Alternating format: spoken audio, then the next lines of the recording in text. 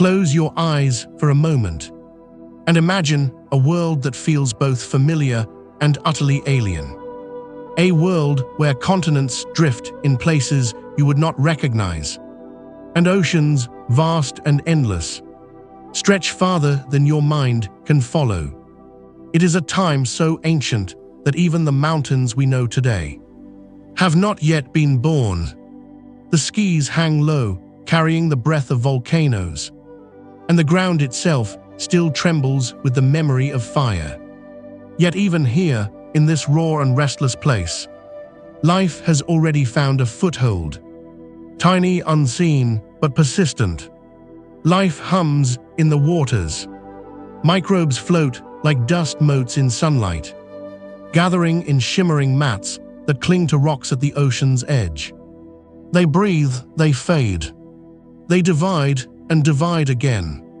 Their numbers growing silently, like whispers carried on the tide. The earth in this moment feels quiet, but not empty. It is as if the whole planet is holding its breath, waiting for something vast and transformative. The continents drift slowly, scraping against one another, splitting apart like ancient puzzle pieces. Each movement, each collision, a note in a slow and patient song. The air above is shifting too. Where once it was thick with suffocating gases, oxygen now lingers, faint and fragile, woven into the winds by those tireless microbes below. The sky glows softer than today's brilliant blue. It is a sky of deep violets, a sky that blazes orange and copper at sunset, a sky that feels untouched by time. Imagine standing on one of those early shores.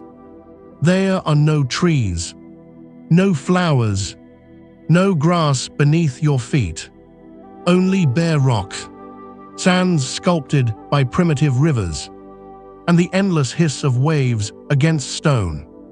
Above, a sun hangs that is weaker than ours, burning not quite as bright, but steady, its warmth reaching across endless space to cradle this young world. And yet, beneath this calm, beneath the rhythm of tides and winds, something is changing. Something subtle, at first almost invisible. The earth is beginning to lean toward coldness. The balance is delicate. Oceans drawing gases from the sky, rocks swallowing carbon. The sun's pale warmth reflects more easily from the sea. Slowly, gently, the thermostat of the planet shifts. The change is not sudden. It does not come like a storm. It is more like the first whisper of autumn in late summer. Barely felt, but undeniable. One day, the first flake of snow falls upon a lonely mountain peak. It melts, of course, but then another falls, and another, until little by little, the white remains. Snow begins to spread across ancient highlands. Ice gathers in quiet valleys. The nights grow colder. The days are shorter. The warmth begins to slip away. And so begins the great transformation. A change that will sweep across the world. One flake at a time. One frost-laced morning after another. This is the story of Snowball Earth. Of the times when our planet froze from pole to pole. Its seas sealed beneath miles of glittering ice. Its mountains drowned in silence. Its skis sharpened with bitter cold. It is a story of hardship, of stillness, of fire hidden beneath frost, and of life clinging on in the darkest corners. But it is not a story of despair. No, it is one of resilience, of patience, of endurance. For even in the deepest winters, life finds a way to survive. Even when the world sleeps, she dreams of warmth to come. So let us settle in together, as though by the glow of a gentle fire, and journey back to those frozen ages. Let us walk across the endless glaciers, peer beneath the shadowed seas, and listen for the quiet heartbeat of Earth as she slumbers in her icy quilt. For in that silence lies a lesson, one that echoes across all of time, that even the longest winters are only a season, and even in the coldest night, the promise of dawn remains. The Earth had once been a place of fire. In her earliest days, she burned with a restless heat, her surface alive with molten rivers. Her skies are heavy with ash and storms. But by the Proterozoic eon, the planet had grown calmer, older, wiser, and in her age, she began to cool. It was not the sudden cooling of a wind against skin, but a slow and patient settling, like embers dimming in a hearth after a long night. The Earth's warmth retreated little by little. Each year, each century, each millennial step, a fraction of heat faded into the silence of space. Her heart still beat with fire, molten currents deep below. But the skin of the world, the thin crust where oceans kissed the sky, felt the chill most keenly. The continents drifted through seas that seemed, at first, unchanged. But subtle signs whispered of transformation. The sun, younger than today, was weaker. Its glow reaches Earth with only 3/4 the strength we know now. It rose each morning with soft, golden light, warming the land, yet never quite enough to overcome the changes building quietly in the air. For in the atmosphere, invisible chemistries were shifting. Volcanoes exhaled their gases into the sky. Carbon dioxide, water vapor, sulfur. But much of that precious greenhouse warmth was slowly being pulled away. The rocks of the continents, newly exposed to air by restless tectonics, were hungry. They drank in carbon dioxide, locking it into stone, a process as slow and steady as raindrops carving valleys. The oceans, too, played their part. Microbes, tiny, diligent workers, breathed and multiplied, their photosynthesis stripping carbon from the air and releasing oxygen in its place. That oxygen was a gift to the future.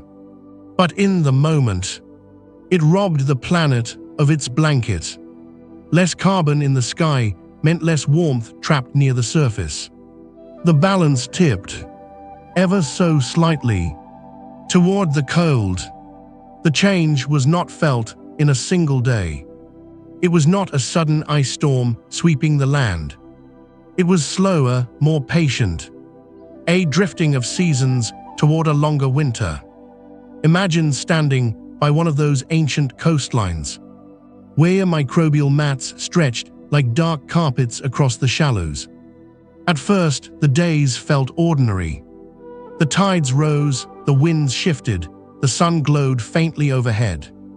But over centuries, the warmth of summer did not last as long. Winters deepened. Snow, once rare and fleeting, lingered a little longer each year. High in the mountains, snow began to collect, melting less completely each spring. Year after year, it pressed down into ice, building glaciers that crept silently down the slopes. At first, they seemed harmless, mere ornaments of the peaks. But glaciers, once born, are relentless. They grind their way forward, inch by inch, drawing strength from each passing season of cold. The Earth herself seemed to sigh as this slow cooling continued. Her oceans began to stir differently, currents shifting under the weight of thickening ice at the poles. Her winds carried a sharper bite, and though life was still abundant in its microscopic forms, there was a quietness to the world now, a stillness that foreshadowed what was to come.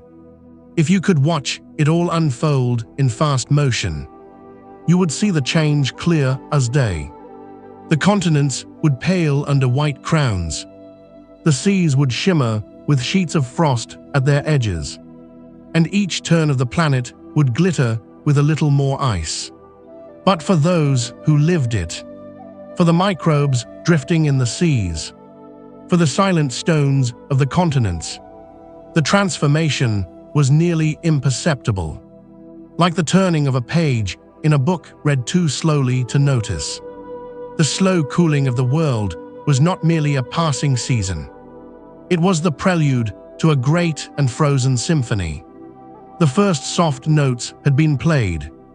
A weaker sun, a hungrier land, an atmosphere stripped of its warmth. The stage was set. The world was preparing for winter. Not the winter of years, but the winter of ages. The earth does not change in haste. Her rhythms are measured in spans so vast that even mountains are but passing clouds to her memory. And so, as the slow cooling continued, shadows of change stretched quietly across the planet. It began not with ice, but with the invisible breath of the atmosphere. The air that circled the globe was different now. Once it had been thick and suffocating, a haze of methane, carbon dioxide, and other gases that trapped heat like a heavy quilt. But over eons, the balance shifted.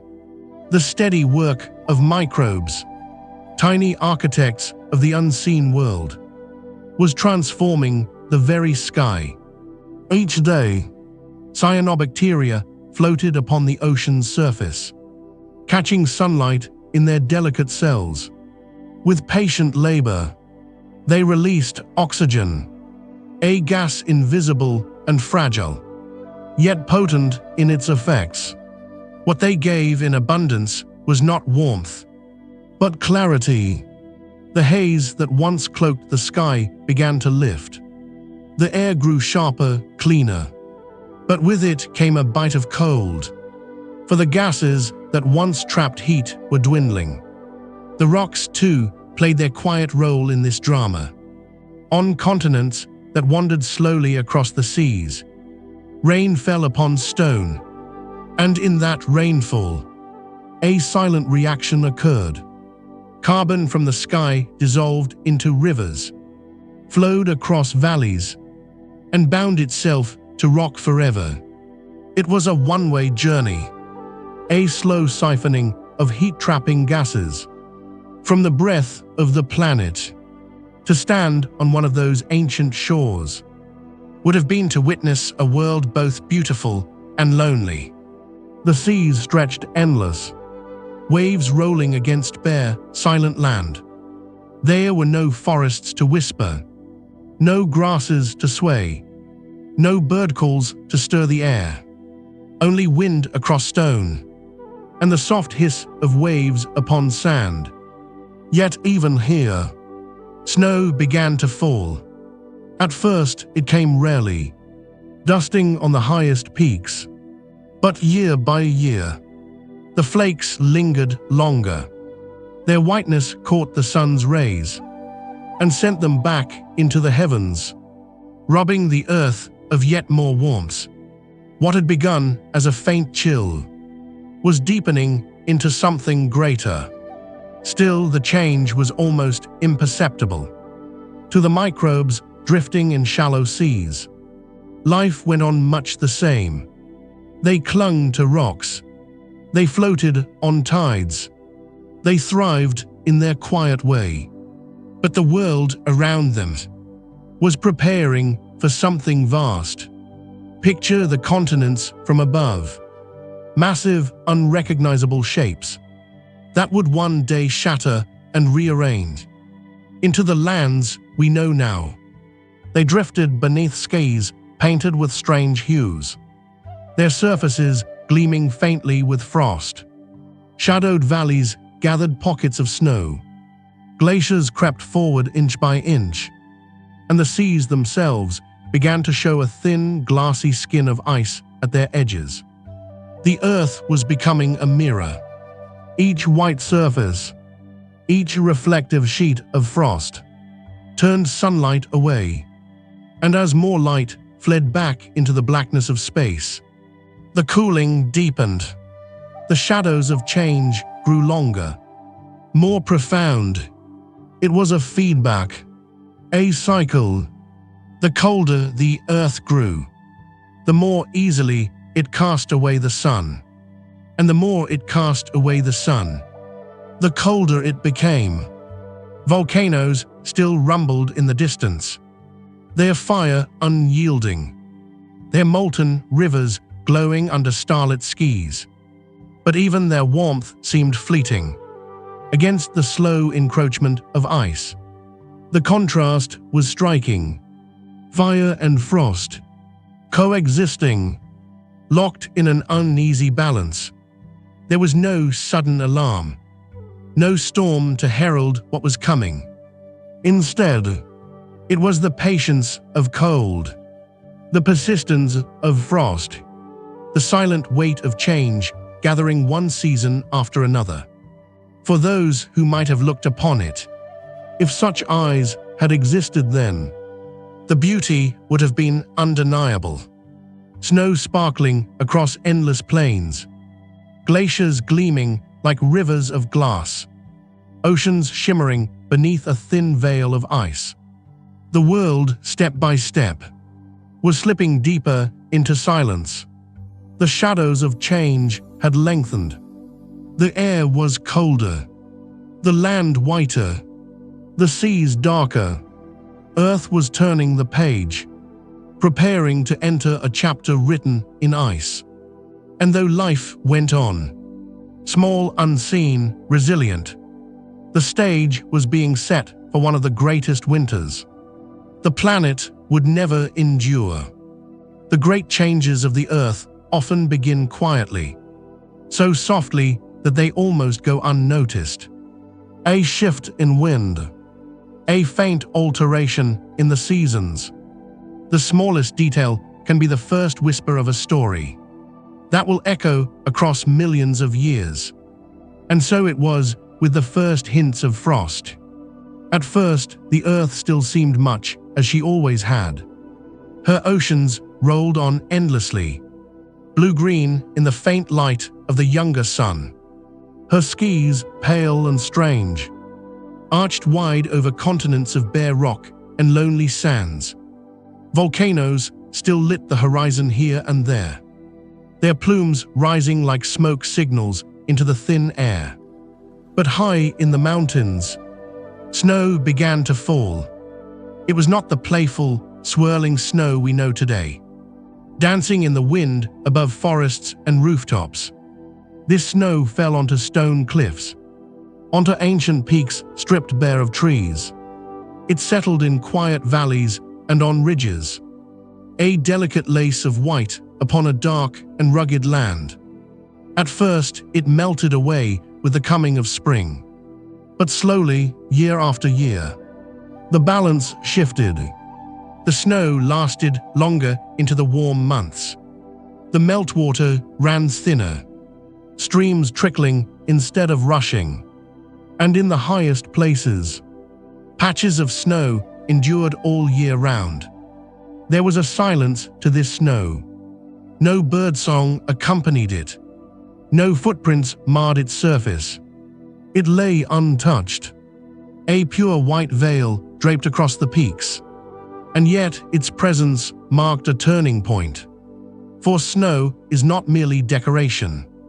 Each flake that remained through the summer became part of something greater, layer upon layer pressed down, compressed into ice. And that ice, heavy and persistent, began to move. It crept down slopes in slow, grinding flows, becoming glaciers that cut their way through valleys. Like patient, unstoppable rivers of glass, the land beneath them groaned and shifted.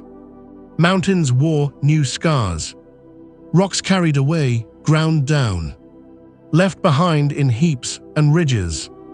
As the glaciers marched on, the continents themselves were beginning to feel the hand of frost. Even at the edges of the seas, the change could be seen. Thin sheets of ice stretched outward from the coasts, fragile at first, but lasting longer each year. Frost edged the waves, and the ocean's breath grew colder, darker, quieter, to the life that clung there. The mats of cyanobacteria hugging shallow waters, the drifting colonies of microbes in the open sea. The world still seemed survivable. There was no sudden collapse. The sun still shone. The tides still moved. The warmth of hydrothermal vents still bubbled in the deep. But something had shifted. The comfort of stability was gone. The frost was not fleeting now. It was a guest that intended to stay. If we could look at Earth from afar in these first moments, we would see a planet not yet frozen, but paler than before. The mountains glimmered faintly with snow. The coastlines sparkled with thin veils of ice. The poles, once bare, now gleamed with sheets of white that reached a little farther with each passing year. It was beautiful in its way, a quiet, shimmering beauty, the kind you find in the stillness of a first winter morning, before the world has awakened, when snow lies untouched and unbroken. But beneath that beauty was a truth. The frost was a herald, the first whisper of a winter not of days or years, but of ages. The earth was beginning to gather her snow, to weave her icy quilt, and though life still drifted and endured, the stage was being set for silence deeper than any it had ever known. The first hints of frost had arrived, and with them, the promise of a world soon to be wrapped in white. The first frosts had whispered their warning, delicate veils of snow clinging to mountaintops and valleys. But what began as scattered patches, quiet and temporary, soon became a tide that the continents themselves could not resist. Snow no longer belonged only to the highlands. It began to claim the lowlands too. Season after season, the white grew bolder. Glaciers thickened on mountain slopes, spilling outward like rivers that forgot how to melt. They reached into valleys, down to the plains, advancing in silence, their weight grinding the land into polished stone. Imagine standing on one of those primeval continents. The world around you is bare, a landscape of rock and sand, with little more than lichen-like films and microbial mats, clinging stubbornly to damp places. The wind sweeps freely across this land, unbroken by forests, uncurved by hills softened with grass. Now picture that same wind carrying snow, flakes drifting across the plains, settling into drifts that do not vanish when spring arrives. The snow thickens. Where once it was a passing visitor, it now remains, layer upon layer, compacting into solid ice. The land begins to gleam under a cloak of white. From horizon to horizon, the continents sparkle, vast sheets of frost stretching farther each year. There is a silence to this transformation. No voices protest, no creatures scatter before the advancing ice. The earth simply shifts, as naturally as night follows day. The snow falls, the glaciers creep, the continents submit. The coastlines change too. The seas, chilled by this expanding winter, grow sluggish and heavy with ice. Frozen shelves push outward from the land, spreading over shallow waters like glassy platforms. Waves slap against them in vain. Their spray freezes into glittering crystals that sparkle in the weak sunlight. From above, the view is breathtaking. The continents, once grey and brown and raw, are blanketed in gleaming white. The oceans, once blue-green, are laced with silver along their edges.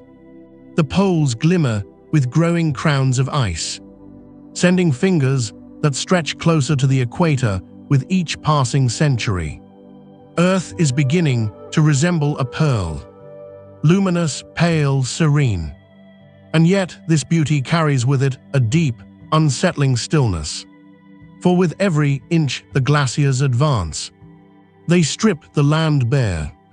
They grind mountains down to valleys, sweep boulders across plains, and silence the trickle of rivers that once ran freely. The continents, long restless with tectonic life, are now quieted under the weight of snow. Life continues, but only in the hidden corners.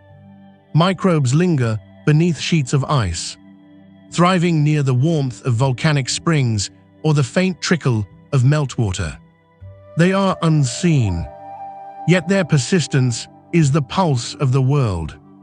To them, the snow above is not an end, but a challenge, a new rhythm to endure. But for the planet itself, this is only the beginning. The frost is no longer content to cling to the mountaintops. It is a conqueror now, marching steadily across every continent it touches. The world is learning the weight of silence, the hush of endless white. The snow across the continents is not just weather. It is the turning of an age, a sign that the Earth has stepped fully into her long winter. A winter that will not pass in months or years, but in millions of years. A slumber so deep that the world itself seems to drift into a dream.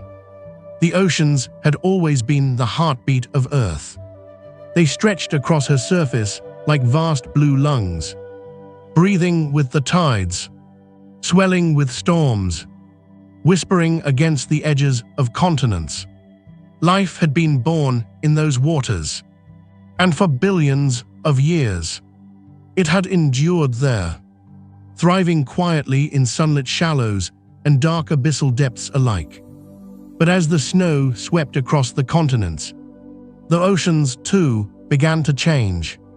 At first, the waters only chilled. The breezes that skimmed across their surfaces carried more bite, more frost, and the seas responded by forming thin skins of ice along their edges. Like glass stretched across a bowl, these fragile layers reflected the sunlight back into the sky, cooling the waters beneath them even further. Each year, the ice reached a little farther. The shallow bays froze earliest, their waves stilled into silence. Estuaries and coastlines turned hard and white, the hiss of surf muffled beneath crusts of frozen spray. And then, as the years unrolled into centuries, the ice marched farther into the open sea. Imagine the sight. A coastline once alive with waves, now hushed and still, the water bound beneath a lid of glittering ice. From shore to horizon, the ocean gleams silver, a mirror to the pale sky above. Beneath that frozen sheet, the water darkens, the light of the sun fading to dim shadows. The ocean is becoming a world within a world, sealed away from the air above it. To the microbes drifting near the surface, this was no small change. Their world of light was shrinking. Their home is dimming. The mats of cyanobacteria that once soaked in sunlight now found themselves trapped under glass, starved of warmth. Their growth slowed to a crawl. Yet life persisted, moving deeper, seeking out cracks in the ice, clinging to vents where heat rose from the belly of the earth. The seas themselves grew quieter. The crash of waves gave way to the creak and groan of ice shifting. where ships might one day sail. There was only silence, the still crystalline hush of a frozen sea. And still the ice advanced. Storms came, but their spray froze before it could fall back into the water. Rain turned to snow, and the snow pressed downward, thickening the lid upon the ocean. In time, the ice no longer lay thin upon the surface. It deepened, meters thick, stretching farther and farther outward. The oceans, once restless and alive, were being sealed in, their freedom curtailed, their voices hushed. From the perspective of the cosmos, Earth was glowing more brilliantly now, a planet of mirrors, casting sunlight back into space. Her oceans no longer shimmered blue, but gleamed with frosty brightness. The very seas that had once nurtured life were now cloaked in silence. Yet beneath that icy lid, life endured. The microbes were stubborn. They found cracks, tiny veins where meltwater trickled through. They found warmth in volcanic vents that bubbled like hearth fires on the ocean floor. They found ways to keep their quiet rhythm alive. It was harder now, but not impossible. The oceans were sealing. Yes, but they had not yet surrendered. They were holding their breaths, waiting, enduring. And though the world above grew whiter, colder, and stiller, the hidden waters beneath carried a pulse of life, faint but unbroken. The seas, once wide open, were now bound in chains of frost. And still the ice crept onward, a conqueror that would not be denied. The oceans, like the continents before them, were falling under winter's rule. From the darkness of space, Earth was always a jewel. Even in her youth, when fire and storm covered her face, she glowed with the restless energy of a living world. But now, in the age of creeping frost, her glow had changed. She no longer shone with blues and greens, but with a pale, icy brilliance, like a pearl cradled in the endless black. The ice had claimed the continents, sweeping down from the mountains, spilling across plains, blanketing valleys in silence.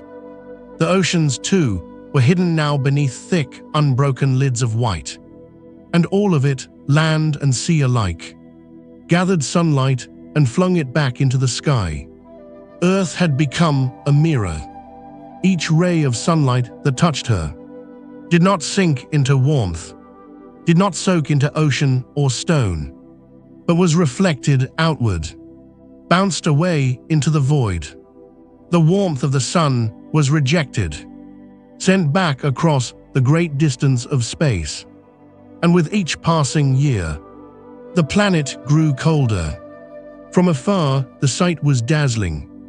Imagine drifting in the black stillness between stars, looking down at Earth as she turned slowly on her axis. She gleamed like a frozen gem, her white surface glistening beneath the faint rays of the young sun. Her atmosphere glowed with a thin halo of light, a fragile ring encasing a world wrapped in frost. The familiar blues of the ocean and greens of the forest were absent. There was only white and silver, a planet dressed in winter's robe. The silence was profound. No waves broke against shorelines. They were buried under frozen shelves. No rivers ran freely across the land. They were locked away beneath ice. No rain fell, only snow, drifting endlessly, a cycle of crystals that thickened the mirror world further. And yet, even in this frozen brilliance, there was warmth hidden beneath the surface. Volcanoes still roared in secret. They pushed through the ice with plumes of steam, their lava carving brief rivers of fire across a continent smothered in snow. Each eruption was like a heartbeat, a reminder that Earth was not dead, but only sleeping beneath her icy shroud. The mirror world above seemed serene, almost eternal, but below life persisted. The oceans, though darkened and sealed, still cradled their microbial tenants. They clustered around hydrothermal vents, feeding on minerals instead of sunlight. They clung to cracks in the ice where light filtered faintly through. Invisible to the frozen surface, these tiny forms of life glowed like embers hidden beneath ash. But the mirror Earth was not merciful. Her brightness was her enemy. For the more she shone, the more warmth she cast away. This feedback drove her deeper into cold, a spiral of frost that reached even toward the equator. The tropics, once warm and open, now bore the weight of snow and ice. The whole of the planet was slipping, inch by inch, into a global winter. It was a beautiful silence, but it was also a dangerous one. For though the mirror Earth gleamed serenely in the void, she was testing the very endurance of life itself. Every frozen continent, every sealed sea, was a question whispered into time. Can life endure this long night? The answer, as we now know, was yes. But in this moment, the Earth gave no hint of the spring to come. She shone only with white brilliance, a sphere of frozen light turning slowly in the darkness, a mirror to the sun, and a dreamer waiting for her awakening. The continents, once restless with rivers and winds, were now buried beneath an empire of snow. Where bare rock had stood proud, where valleys had carved winding paths to the sea, there stretched only a boundless sheet of white. Mountains wore crowns of ice, their ridges softened and blurred, their valleys filled to the brim with glaciers that crept like patient giants. But these were not the lush, lively landscapes we might imagine when we think of snowy realms today. There were no forests draped in frost, no deer leaving tracks across the silence, no birds rising in clouds above the peaks. This was a frozen desert, a place of barrenness and stillness, where snow and wind ruled alone. The air that swept across these plains was dry, biting, unyielding. It carried no sense of pine or soil, only the thin, crisp sting of frost. Snowflakes drifted when storms passed, but often the land lay exposed under a hard, glinting crust of ice, cracked and polished by relentless winds. In this world, silence reigned. Imagine standing upon such a plain.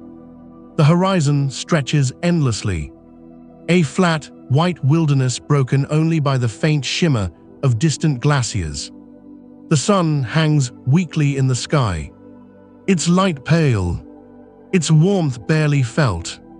Shadows stretch long, but they fall upon nothing but the endless desert of ice. The beauty is stark. Snow dunes rise where winds carve the surface. Frozen waves locked in place, rippling outward like the surface of a petrified sea. Glittering crystals catch the sunlight, throwing shards of brilliance into the air. It is a land of mirrors and shadows, a landscape caught between stillness and eternity. Yet beneath that beauty lies an unrelenting truth. This desert gives nothing. No soil, no water, no refuge. Its cold is absolute, its silence final. For all its brilliance, the frozen desert is a place of exile, a land where life cannot find purchase. At least not here, not on the surface. And still, the ice marched on. With each century, the frozen deserts expanded. Their borders stretched farther toward the equator, Where once there had been shorelines and river mouths, there were now cliffs of ice, hanging sheer above a sea sealed in silence. Where once continents bore the scars of rainfall and flood, they now lay locked beneath kilometers of frost. The wind, restless, became the only voice. It howled across the plains, lifting fine powders of snow, etching shapes into the drifts. It sculpted ridges and valleys of ice, as though the land itself had been turned to sand dunes under a winter sun. This world was vast, open, and empty, an expanse of white wilderness that seemed to have no end. From the perspective of time itself, this was but a single scene in a much larger story. Yet from the ground, it must have felt eternal.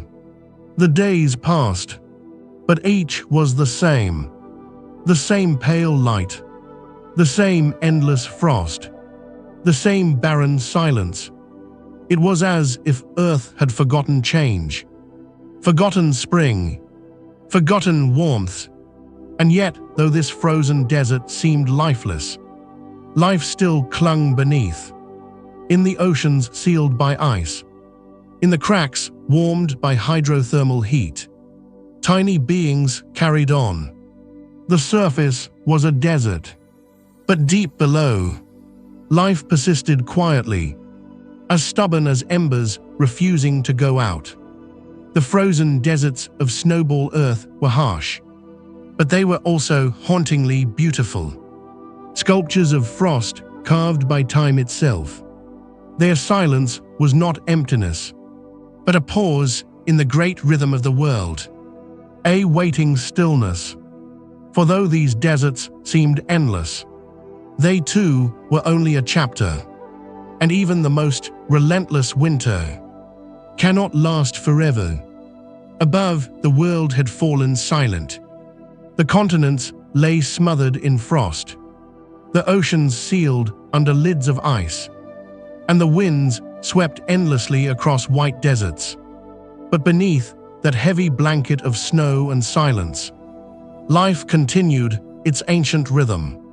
It was not life as we know it today. No forests, no animals, no flowers. It was older, quieter, and smaller. Tiny beings, microbes, cyanobacteria, archaea, continued their work in the hidden places of the world. They had survived floods, storms, and the rise of oxygen. Now they faced ice. Though the seas above were sealed, the deep ocean was not frozen solid. Beneath the thick lids of ice, liquid water remained, dark and cold, but alive. Here in this shadowed kingdom, life clung to whatever warmth and nourishment it could find. Near hydrothermal vents on the ocean floor, colonies of microbes thrived. The vents hissed and roared, pouring out heat and minerals from Earth's fiery heart. Around them, in the endless night, life gathered as if around a hearth fire. They fed not on sunlight, but on chemistry, on sulfur and iron, on the strange gifts of the deep. Elsewhere, pockets of liquid water formed where the ice cracked. In these thin veins of light and melt, cyanobacteria lingered, catching the faint glow of the sun as it filtered weakly through the ice above. It was not much, but it was enough. They spread slowly, painting the undersides of ice with faint traces of green and blue. A reminder that even in silence, life seeks light. Imagine drifting through those dark waters. Above you, a ceiling of ice stretches endlessly, its underside carved with ridges and bubbles, its weight pressing downward. Faint rays of sunlight pierce here and there, casting pale, ghostly beams into the depths. The water is cold, silent but for the distant groan of shifting ice. And yet, in that silence, tiny beings move, divide, and endure. The resilience of these ancient microbes is difficult to fathom. They had no warmth of sun, no comfort of open seas, no richness of nutrients flowing from rivers or rain. They survived on scraps, on the thin trickle of chemistry from below, on the faintest traces of light from above. But they survived. Their endurance was not dramatic. There were no battles, no great migrations, only persistence. Day after day, generation after generation, these beings carried on. Their quiet work ensured that life's flame did not go out. Above them, the frozen deserts stretched on. Above them, the planet gleamed like a pearl of ice. But here, beneath the blanket, life whispered its defiance. It whispered, "I will wait." It whispered, "I will endure." This hidden persistence is one of the most remarkable truths of Snowball Earth. That even when the planet itself seemed locked in eternal winter, life never surrendered. It clung in darkness, in heatless cracks, in the unseen refuges where fire and water still met. The story of Snowball Earth is often told as a tale of silence and death. But here, beneath the blanket, another story was being written. A story of patience, of unseen survival, of embers glowing in the ashes of a world turned cold. And when, at last, the thaw would come, these small survivors would be ready to spread again into light and warmth, ready to carry forward the ancient song of life. For now they waited, and in their waiting, they kept the promise of all their life yet to come. Though Earth's surface lay silent and pale, her heart still beat with fire. Beneath the ice sheets, beneath the frozen seas, the planet's molten core stirred restlessly, as it had since the very beginning. And every so often, that fire found its way to the surface. Imagine the stillness of a frozen night, the air thin and sharp, the snow stretching endlessly beneath a faint and distant sun. Then, without warning, a mountain rumbles, the ground shakes, and with a roar, a fountain of fire bursts forth into the cold air. Volcanoes were the great defiance of the frozen earth. Where everything else bowed to the power of ice, they stood as beacons of warmth, thrusting molten rivers upward from the planet's fiery belly. Their eruptions painted the sky with crimson and gold, plumes of smoke curling into the frozen atmosphere. Ash drifted across snowfields, a dark veil upon the white. The contrast was stark, almost otherworldly. Around the base of an erupting volcano, the glaciers hissed and steamed, meltwater carving fleeting rivers through valleys of ice. Snow melted in rushing torrents, only to refreeze again when the fires quieted. It was as though Earth herself exhaled in short, fiery breaths, moments of warmth against the long silence of winter. At night, the glow of lava lit the horizon. It was a light unlike any other in that frozen age. A red, pulsing beacon that cut through the endless dark. The world may have been sealed in silence, but these fires spoke loudly, reminding all who endured that Earth was not dead, but alive beneath her icy shell. Far away across the frozen deserts, you might see the sky faintly tinted with the glow of distant eruptions.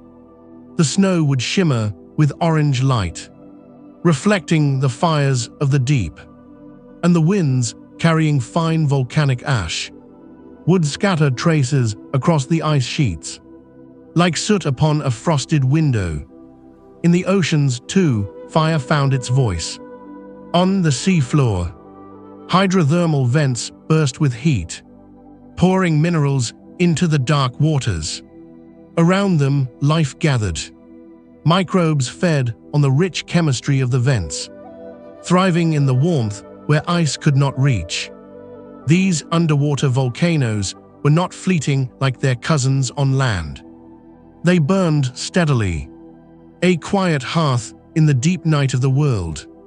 It was here, around these fiery places, that life endured most strongly.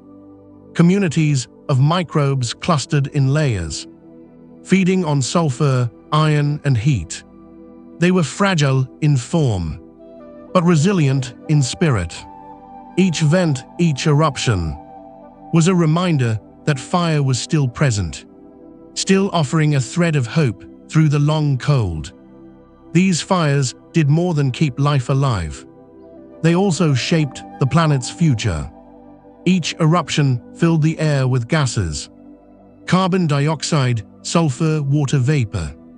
These gases rose, trapped within the icy atmosphere, building slowly, layer by layer. Though invisible in the moment, they were weaving a path toward change, a path towards thaw. But for now, in the deep heart of Snowball Earth, the fires were rare interruptions, moments of warmth and light in an age of silence. They burned, they faded, and the ice closed in once more. Yet each time they erupted, they reminded the frozen world of what still lay beneath. Picture it.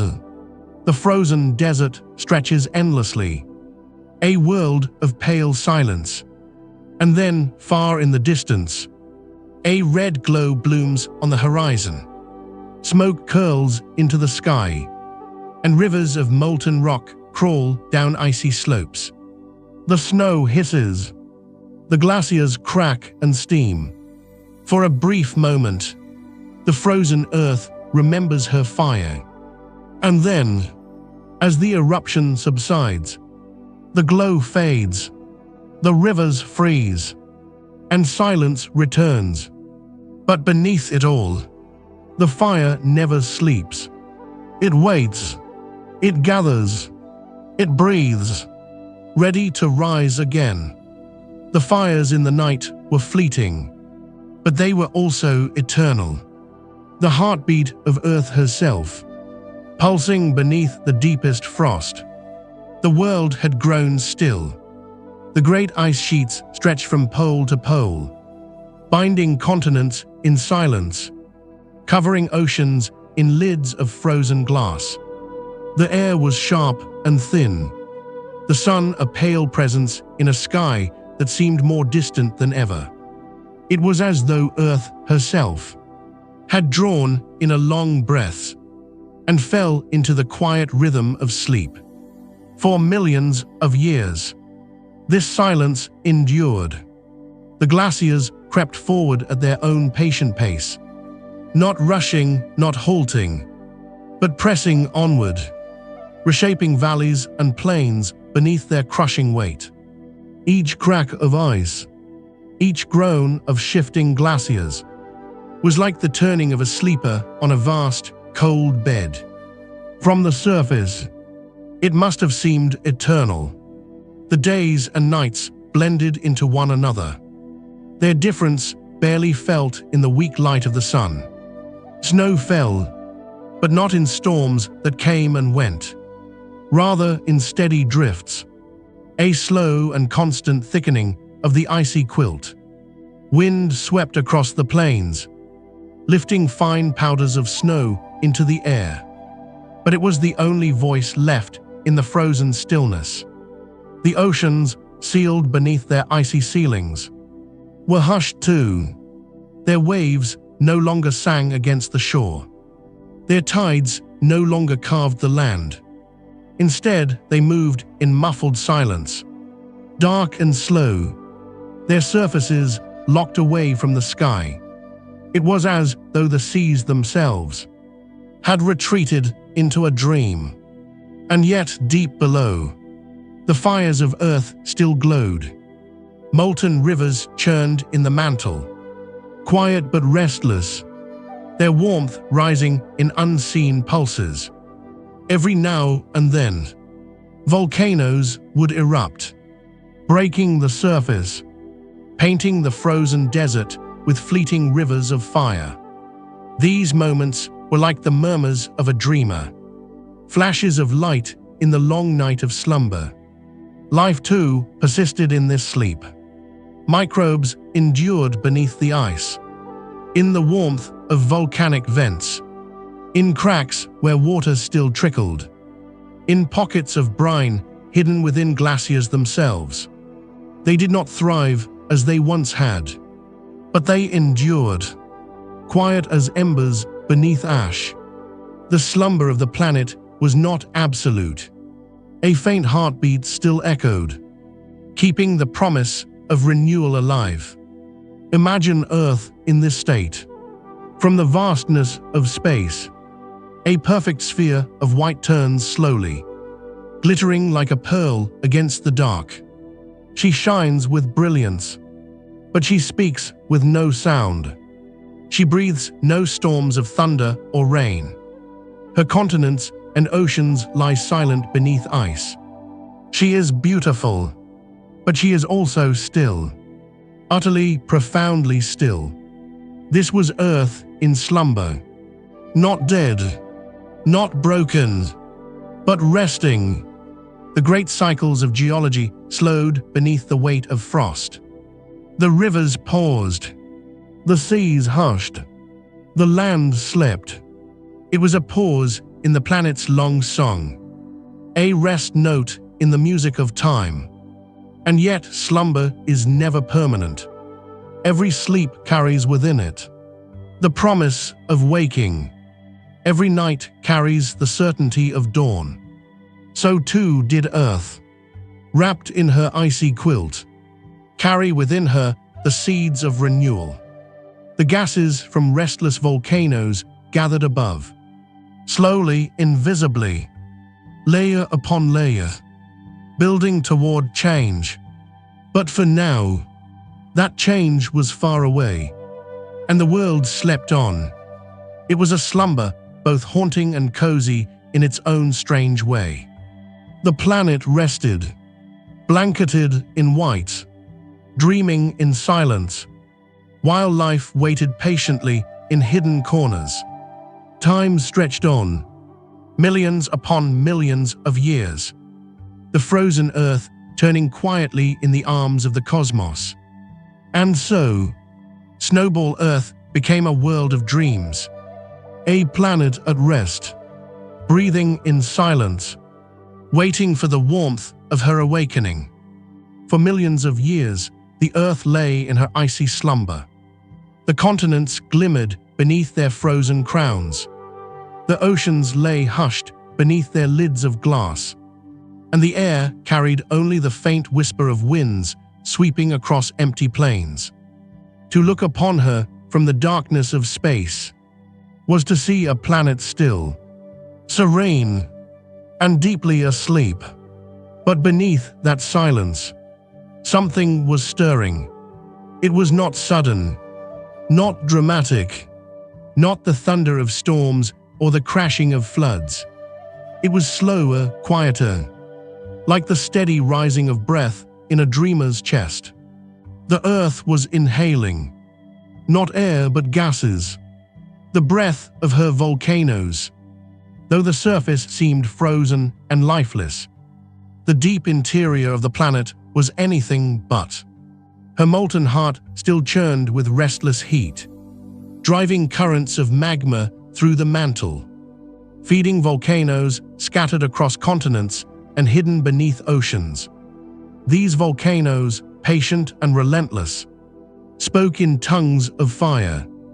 They erupted in bursts of lava and ash. But more importantly, they breathed. Each eruption released gases into the sky: water vapor, sulfur, and most importantly, carbon dioxide. In ordinary times, the planet's rocks and seas would have drawn these gases down again, binding them into stone. recycling them into balance. But now, with the continents locked in ice and the oceans sealed from the air, that balance was broken. The gases could not be absorbed as before. Instead, they lingered, trapped within the thin blanket of atmosphere that still hugged the frozen world. Slowly, invisibly, they began to accumulate. Imagine it. Above the silent ice sheets, above the barren plains and frozen seas, a veil of invisible gas was gathering. No eye could see it. No ear could hear it.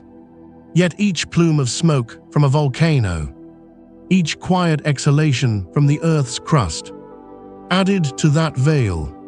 Day by day, century by century, millions of years upon millions, the carbon dioxide thickened. It was as though the planet herself was breathing in deeply, preparing for a sigh that would one day melt the silence. This slow gathering of breath was subtle, but it was powerful. For carbon dioxide is a trapper of warmth, a weaver of blankets in the cold. The more it gathered, the less easily the Earth's warmth escaped into space. The icy mirror world, once so efficient at casting sunlight back into the void, was beginning to falter. The gases were shifting the balance again. Yet this was no quick salvation. The gathering of breath was patient. It unfolded over eons, so slowly that even the glaciers themselves might have believed they were eternal. The snow fell, the wind swept, and still the ice pressed down in silence. But above it all, the atmosphere was changing, layer by invisible layer. The volcanoes were the guardians of this future. Though the ice smothered the world in stillness, the fiery mountains could not be silenced. Each eruption was a reminder of the heat below. Each plume of gas was a seed of the thaw to come. Their fires were fleeting on the surface, but their breath endured, lingering in the air, waiting, accumulating. And so, even in her deepest slumber, the Earth was preparing to awaken. She was drawing in the gases of her own breath, filling her sky with the promise of change. It was imperceptible to those who lived through it. The microbes in the seas, the silent continents, the endless deserts of frost. But the balance was shifting, slowly, quietly, inevitably. One day, the ice would break. One day, the oceans would flow freely again. One day, the sun's warmth would find welcome instead of rejection. But for now, in the long patience of geological time, the Earth continued to breathe in, filling her sky with invisible warmth, gathering the breath that would one day melt her icy chains. For millions upon millions of years, the Earth had worn her icy armor. It was thick and unyielding, stretching across the continents, sealing the oceans, and gleaming white against the darkness of space. It seemed unbreakable, eternal, absolute. But nothing in the story of Earth lasts forever. Even the strongest winters must one day yield. The slow gathering of volcanic breath was doing its work.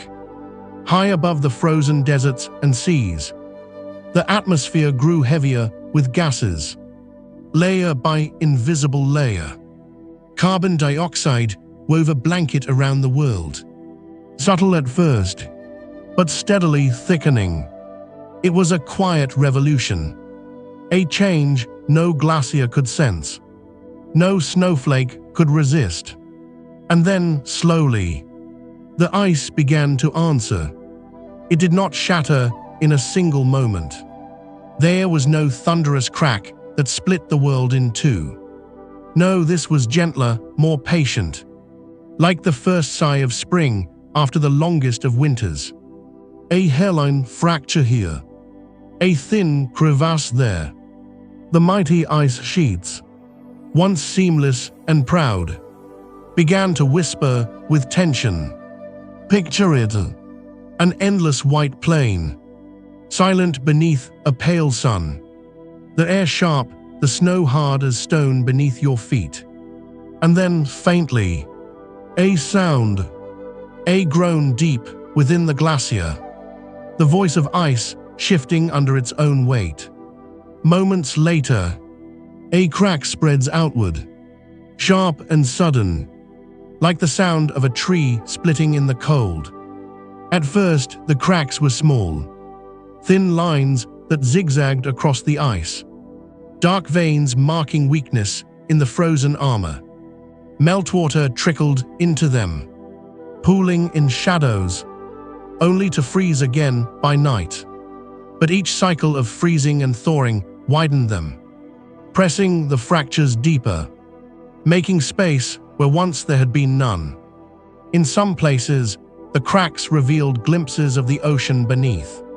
Cold, dark water shimmered for the first time in eons, glistening against the walls of ice.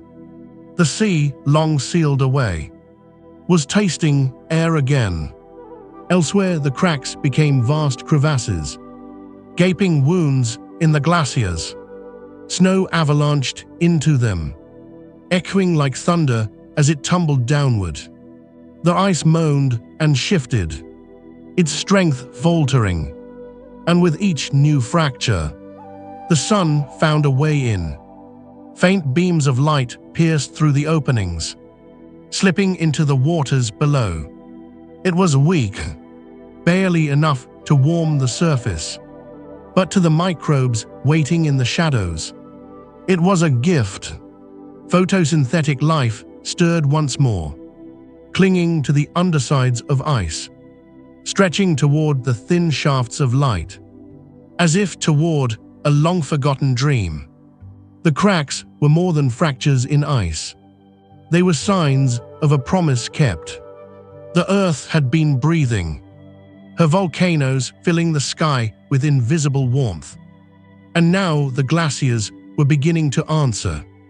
The armor was faltering. The prison was weakening.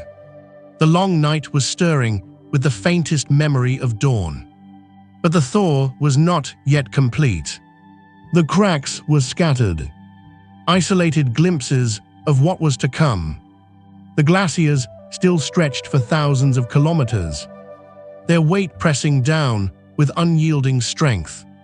The oceans remained sealed in most places, dark and hushed beneath their lids of frost. And yet, the fractures spread a little farther each year. What began as hairline seams widened into rivers of meltwater. What began as silence grew into groans and echoes of shifting ice. The earth was still sleeping, but now she stirred. She rolled gently in her slumber, her icy quilt loosening at the seams. The cracks were the murmurs of a planet preparing to awaken. And though the glaciers may have seemed eternal, the truth was written in every fracture. The ice would not hold forever. Change was coming. The first whispers of thaw were already singing through the frozen silence. For countless ages, the world had been wrapped in silence. The groan of ice, the whisper of winds, the faint trickle of hidden streams. These were the only voices that filled Snowball Earth. But silence cannot last forever. Change, once begun, gathers its own momentum. The cracks in the ice had been the first whispers of dawn, delicate fractures spreading quietly across the glaciers. But now, from those cracks, something louder emerged. Water. At first, it was only a trickle. Thin streams of meltwater ran along the grooves of ice, sparkling faintly in the pale light of the sun.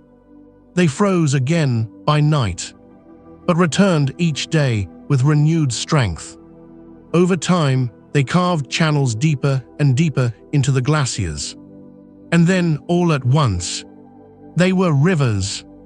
Imagine standing upon one of those endless ice sheets. For centuries, nothing had changed. The horizon stretched white and still. The only sound is the restless wind. And then, suddenly, a roar. Water, freed at last, rushed across the surface in torrents. It cascaded into crevasses, thundered into hidden valleys, and surged outward toward the seas. The sound was unlike anything the frozen world had known for millions of years. It was the sound of release. The glaciers groaned as rivers of meltwater cut through them, shattering their strength. Great walls of ice collapsed, falling into the floods with crashes that echoed like thunder. The silence of Snowball Earth was broken, replaced with the song of moving water. The oceans responded too. Their lids of ice, once seamless, split apart in great slabs. Rivers of melt poured into them, sending ripples across waters that had been still and dark for ages. Waves rose once more, slapping against the undersides of the ice, pressing against its edges until they shattered. Here and there, open pools of seawater gleamed in the light of day, mirrors of blue breaking through the endless white. The roar of meltwater was not just sound. It was a transformation. It carved new landscapes into the frozen deserts, hollowing channels, scouring plains, leaving scars that would remain long after the ice had gone. It carried with it minerals and nutrients, washing them into the seas, where life, patient and waiting, would soon flourish again. To those tiny survivors, the flood was salvation. Sunlight reached through widening cracks. Liquid water mingled freely with the seas again.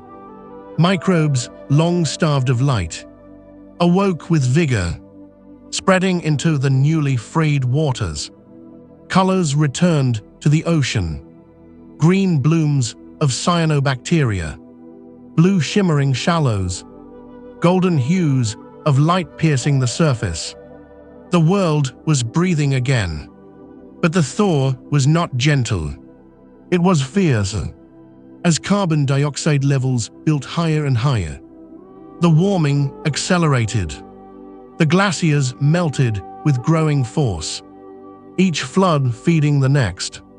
Meltwater poured into the seas in torrents unimaginable, raising their levels, reshaping shorelines. The ice that had held dominion for eons was crumbling. Imagine rivers so vast they swallowed valleys whole. Imagine waterfalls plunging from cliffs of ice, rushing into the oceans below. Imagine the echo of water rushing through frozen canyons. A roar so constant, so thunderous, that the silence of ages was drowned completely. This was not merely the end of a winter. It was the end of an era. Snowball Earth was breaking apart, her icy chains snapping one after another. The roar of meltwater was her cry of awakening, a song of power, a flood that carried the planet from stillness to motion. The sound must have been immense. It must have filled every horizon, shaken every glacier, poured across every continent. After millions of years of whispering frost, the earth had found her voice again. And it was the voice of water, rushing, tumbling, unstoppable. The long silence was over. The thaw had begun. For millions of years, the earth had been wrapped in white. Her oceans hidden, her lands frozen, her skies dulled by the reflection of endless ice. She had gleamed like a pearl in the darkness of space, bright, beautiful, but silent, a mirror to the sun that casts warmth away instead of keeping it close. But now, after the slow gathering of breath, after the first cracks and the roaring torrents of meltwater, the colors of the world began to return. And the first of these was blue. The oceans, once sealed away, now stirred freely. Their lids of ice shattered.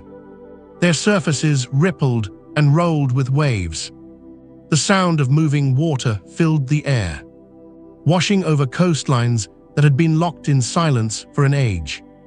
The seas were breathing again. From space, the change was dramatic. The pale white surface of Earth was giving way to vast stretches of blue. Oceans glimmered in sunlight once more, their waves sparkling like sapphires, their depths swallowing beams of light into darkness and mystery. The white pearl of the cosmos was softening into a gem of blues, alive and shining. For millions of years, the Earth had been wrapped in white. Her oceans hidden, her lands frozen, her skies dulled by the reflection of endless ice. She had gleamed like a pearl in the darkness of space, bright, beautiful, but silent, a mirror to the sun that casts warmth away instead of keeping it close. But now, after the slow gathering of breath, after the first cracks and the roaring torrents of meltwater, the colors of the world began to return. And the first of these was blue. The oceans, once sealed away, now stirred freely. Their lids of ice shattered. Their surfaces rippled and rolled with waves. The sound of moving water filled the air, washing over coastlines that had been locked in silence for an age. The seas were breathing again. From space, the change was dramatic. The pale white surface of Earth was giving way to vast stretches of blue. Oceans glimmered in sunlight once more, their waves sparkling like sapphires, their depths swallowing beams of light into darkness and mystery. The white pearl of the cosmos was softening into a gem of blues, alive and shining. To stand on one of those newly thawed shores would have been breathtaking. The ice cliffs groaned and split, sending thunderous slabs crashing into the sea. Great flows of ice drifted outward, colliding with one another, splintering into smaller shards that glittered like crystals in the water. And between them, dark pools opened, patches of living ocean, shifting and growing each day. The air, once thin and sharp, now carried the scent of brine and salt again. Mist rose from the waves, dampening the frozen plains nearby. The sea spray caught the sunlight, forming faint halos and rainbows, fragile hints of color in a world that had long forgotten such wonders. For the tiny survivors beneath the surface, this thaw was everything. Light, long imprisoned, poured into the waters. Photosynthesis returned with vigor. Cyanobacteria bloomed in brilliant hues of green and blue, painting the seas with life once more. Their pigments glowed beneath the waves, a silent celebration of endurance rewarded. And with their return came oxygen. The microbes exhaled it in abundance, feeding the air, thickening the breath of the world.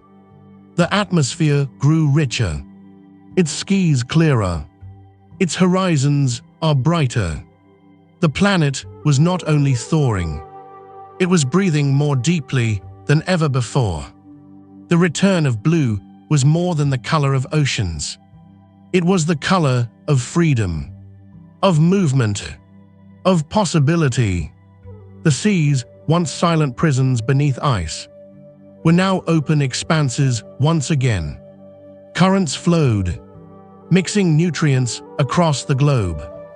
Winds stirred their surfaces into restless waves. Storms rolled over them, clouds gathering, rains falling. The great water cycle begins anew. Imagine standing on a cliff of ice, watching as it melts away beneath the sun. Before you stretches an endless sea, dark and restless, its surface scattered with shards of floating ice. The waves lap against your feet, gentle at first, but carrying the weight of a freedom long denied. Each ripple is a heartbeat. Each crash of the surf is a voice. The oceans are speaking again. From this point onward, the world would never be the same. The thawing seas carried with them change, not just in water, but in life itself. They spread oxygen. They spread nutrients. They spread the promise of complexity. The return of blue was the opening act, for a stage soon to be filled with new forms of being. But in this moment, the beauty was simple. The earth was alive with color again. The blue of her oceans shimmered under the sun, breaking the monotony of white. The long night of ice had given way to morning, and in the rolling waves of her seas, the earth whispered softly, "I am awake." The return of blue to the oceans was only the beginning. The ice that had bound the continents for millions of years was melting, breaking, and retreating. And as it did, the land beneath awoke to transformation. Rivers were reborn. Lakes spread across valleys. Entire floodplains opened where once there had been only silence. The glaciers, once immovable titans, now weep. Their melt poured into torrents, rushing across plains, cutting new channels into the stone below. The trickles of meltwater that had begun as whispers were now roaring rivers, braiding across the continents in dazzling networks. They carried with them boulders and gravel, sand and silt, scouring the land as they ran. The old scars of mountains and valleys were erased, reshaped into fresh landscapes of water and stone. Imagine the sight: an endless white expanse suddenly alive with silver ribbons of rivers, each one glittering under the sunlight, each one carrying the power of an entire glacier's melt. The silence of Snowball Earth was gone, replaced with the music of rushing water. In some places, these rivers carved valleys so wide and deep that they looked like canyons. They thundered downward in waterfalls that cascaded from cliffs of melting ice. The spray rose in glittering clouds, catching the sunlight, forming arcs of color, rainbows stretching across a world that had not seen such brightness for eons. Elsewhere, the rivers slowed, spreading across plains in broad sheets of floodwater. They pooled in low valleys, forming vast lakes that shimmered under the pale sky. These lakes, fresh and restless, teemed with nutrients released by the melting glaciers. They were gifts to the microbes that waited in every corner, eager to flourish in the light once more. The continents were transformed.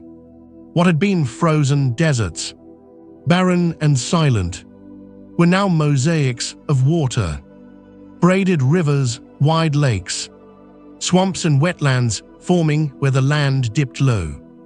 Everywhere, the thaw wrote new patterns on the face of the world. And as the rivers ran, they carried with them the story of the ice. Gravel and clay, rocks polished smooth by glacial grinding, were scattered across the floodplains. Huge boulders, once carried in the bellies of glaciers, were dropped where the ice melted, left stranded as monuments of the winter that had passed. These erratics, as they would one day be called, were the silent storytellers of Snowball Earth. The floods also carved deltas where they met the seas. Silt and sand spilled outward into the oceans, feeding the waters with minerals. In these shallow, nutrient-rich zones, life bloomed explosively. Cyanobacteria spread in vibrant mats, their colors painting the shores. Tiny plankton drifted in clouds, turning the waters green and gold. The seas breathed deeply of this nourishment, and with it, life expanded. From above, the earth was no longer only white and blue. Now she wore silver too, the shimmer of rivers, the glitter of lakes, the sheen of floods spreading across her continents. Her face, once locked in silence, now rippled with motion. To witness such a scene would have been to see rebirth. The land, stripped bare by glaciers, was being washed clean by rivers. The valleys sang with waterfalls. The plains echoed with the rush of floods. The frozen desert had become a landscape of water and possibility. And in the midst of all this, the earth's voice returned. For the sound of meltwater is not just noise. It is a song of freedom, a song of movement, a song of life returning. The great floodplains of Snowball Earth were more than landscapes. They were promises. Promises that the silence was over. Promises that the land and sea would thrive again. Promises that life, once hidden in darkness, would soon stretch outward in every direction. The rivers ran. The lakes spread. The floods roared. The earth was awake again, and her voice was water. Long before the ice came, long before the continents were wrapped in white, the oceans had been alive with quiet abundance. Microbes floated in sunlit shallows. Cyanobacteria painted coastlines in green, and simple organisms carried on their unseen work of breathing, feeding, and dividing. When the great freeze arrived, much of that life was trapped beneath the weight of glaciers. The oceans were sealed in darkness, starved of sunlight, their surfaces buried under kilometers of ice. To many, it must have seemed as though life itself would wither and die in the silence of Snowball Earth. But life did not give up. It never does. In the hidden corners of the seas, in the deep and secret places, survivors endured. They found warmth in hydrothermal vents, where mineral-rich waters poured upward from the planet's molten heart. They clustered around cracks in the ice, where the faintest shafts of sunlight still pierced through. They lingered in briny pockets within glaciers, thin veins of salty water where chemistry allowed persistence.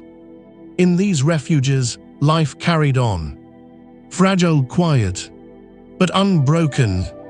Imagine drifting through one of these hidden places. The water is dark, lit only by the faint glow of minerals from a vent.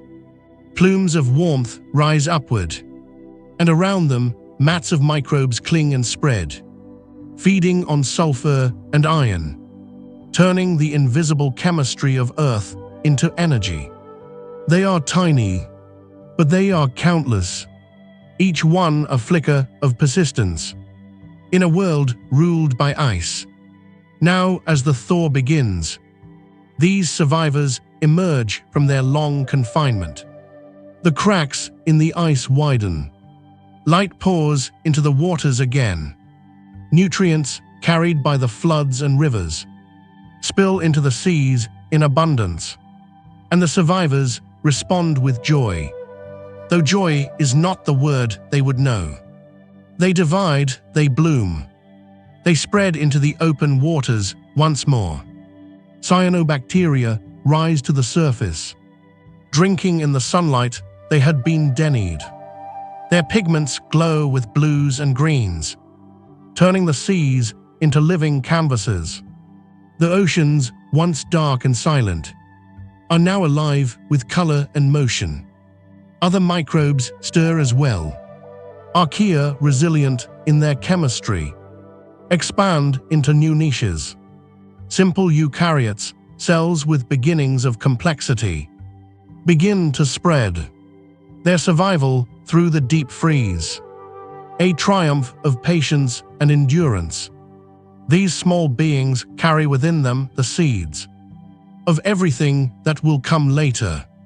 Plants, animals, forests, even us. The survivors of Snowball Earth are not dramatic in appearance.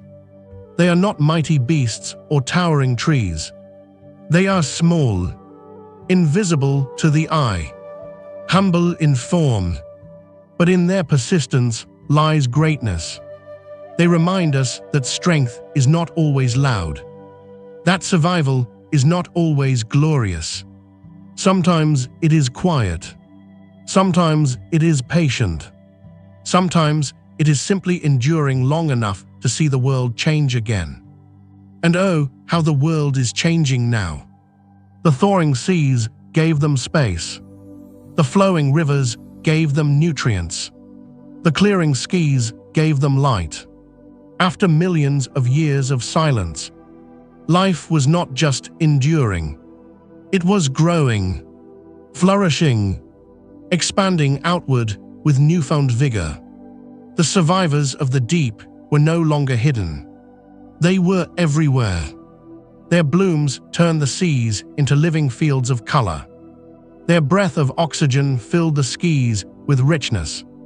Their presence laid the foundation for the explosion of complexity yet to come. From space, the Earth no longer looked like a frozen pearl. Her oceans shimmered with blue and green. Her atmosphere grew thicker, clearer, richer with oxygen's breath. The planet was alive again, and it was these tiny survivors who had carried her flame through the longest night. The story of Snowball Earth is often told as a tale of ice, but truly, it is also a tale of fire, of endurance, and of the smallest lives carrying the greatest burdens. The survivors of the deep did not just endure. They paved the way. Their quiet persistence turned survival into renewal, ensuring that, when the Earth awakened, she would awaken into a future filled with life.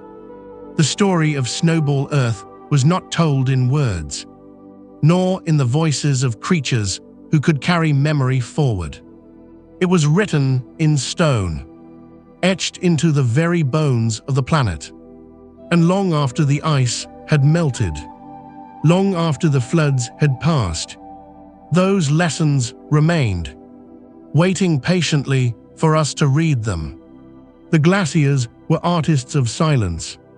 As they crept across the continents, they carved the land with slow, grinding hands. Mountains were polished smooth, their jagged edges worn into rounded slopes. Valleys were gouged deep. Their shapes are forever altered by the weight of ice. Boulders were plucked from cliffs, carried for miles within the bellies of glaciers, then left behind in strange, solitary places. When the ice finally retreated, we call them erratics now, stone wanderers, silent travelers who bear witness to the journeys of ice. Sediments, too, tell their story. When the glaciers melted, they dropped their cargo of gravel, sand, and clay in sudden floods, scattering it across plains and basins. In some places, layers of fine mud settled quietly, pressed into stone over ages. In others, massive jumbles of rock and rubble were left behind as tangled monuments to the chaos of thaw. But perhaps the most extraordinary evidence of all lies in the banded iron formations. During the Great Freeze, oxygen levels in the oceans fluctuated wildly. Iron dissolved in the seas combined with this oxygen, falling out in layers of rust red and gray, marking the cycles of ice and thaw. These bands, locked in stone, are time's ledger, a record of Earth's breath as she moved between silence and renewal. Imagine walking across a field of such rocks today. They gleam with streaks of red and silver, ancient pages in the planet's diary.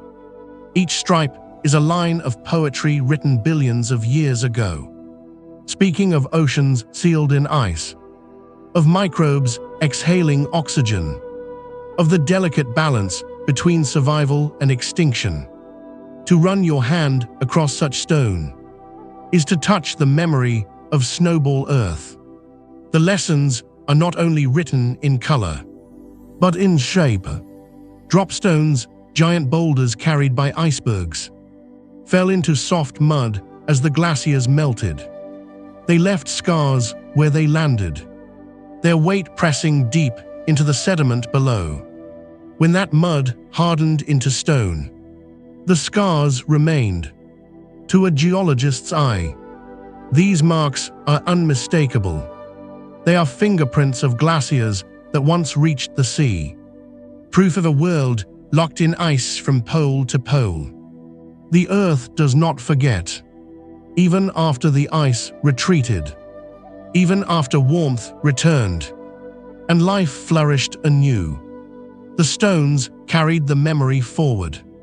They waited through the ages, through the rise of animals, through the march of forests, through the footsteps of humankind. And when we at last learned to read them, they told us the story of Snowball Earth. There is something profoundly cozy in this patience. The rocks did not hurry to share their truth.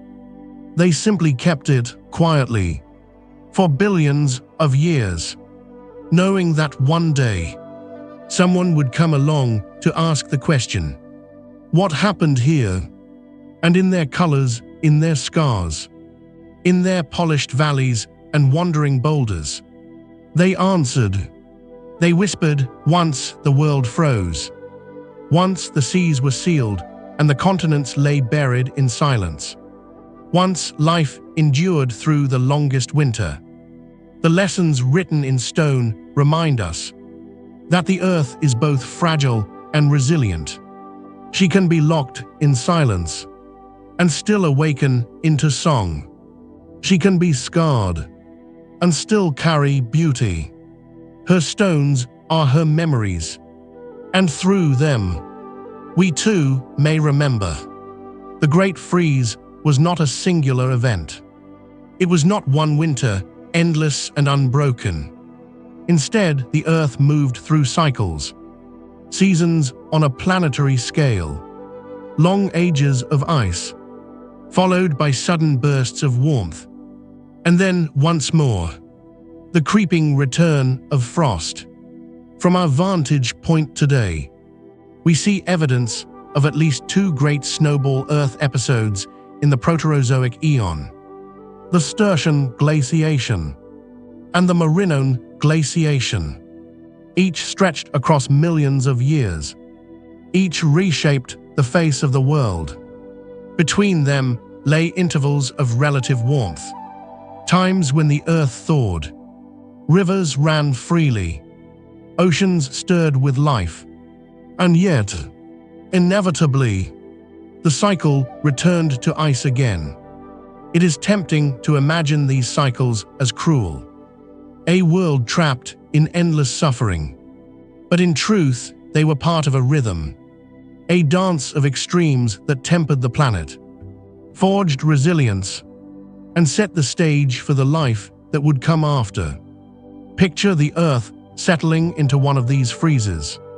Snow spreads across the continents. The oceans seal beneath their icy lids.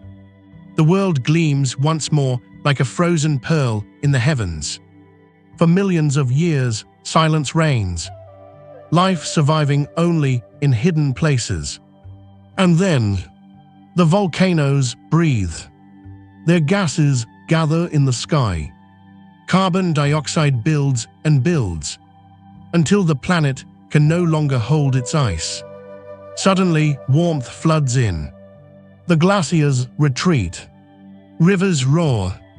Oceans bloom with color and life. It is as though spring has come to the entire planet at once. The thaw is dramatic. So dramatic, in fact, that it often overshoots. The greenhouse effect grows fierce, and the Earth swings from icehouse to hothouse. Torrents of meltwater flood the seas with nutrients, sparking blooms of microbial life so vast that they transform the very chemistry of the oceans. Sediments record these bursts of renewal. Thick layers of carbonate rock deposited in the aftermath of melting. They are the planet's signature of rebirth. Yet even as life spreads and thrives, the balance is delicate. The atmosphere shifts again. Rocks and oceans draw down the excess gases. Temperatures fall. The sun, still weaker than the one we know today, cannot fully hold the warmth. And once more, the frost creeps outward. The cycle repeats. Freeze, thaw, freeze again. It was a long, arduous rhythm, lasting hundreds of millions of years. But within that rhythm, life learned resilience. Each freeze was a trial, a narrowing of possibilities. Only the strongest, the most adaptable, could endure in the darkness. And each thaw was a gift, a time of expansion, of flourishing, of experimentation. These cycles honed life like a craftsman shaping stone. They stripped away fragility and encouraged persistence. They taught the smallest microbes how to cling to vents in the deep, how to survive on chemistry instead of sunlight, how to endure ages of silence. And when the thaws came, they rewarded that persistence with abundance. From space, the Earth must have seemed restless, changing her dress from white to blue, from blue to white again, over and over. She was like a dreamer turning in her sleep, restless, searching for balance. To us, the cycles of Snowball Earth are lessons in extremes. They remind us that change is not linear, that progress is not smooth. It comes in fits and starts, in harsh winters and sudden springs, in silences and songs. It comes through struggle, but also through renewal. And through it all, life endured. It did not simply survive. It grew stronger, more creative, more capable of weathering the storms ahead. The cycles of freeze and thaw were not just the Earth's winters and springs. They were her way of teaching life patience. They were her way of ensuring that when complexity finally blossomed, it would not be fragile, but enduring. They were her way of preparing for everything that was still to come. Snowball Earth was not only an age of ice and silence. It was an age of peril, where the very existence of life hung by the thinnest of threads. For all its persistence, life was fragile then, tiny, simple, invisible to the naked eye. There were no forests to shelter it, no animals to carry it forward, no great ecosystems to buffer the harshness. There were only microbes, scattered across the oceans, clinging to hidden corners, waiting. And waiting was not easy.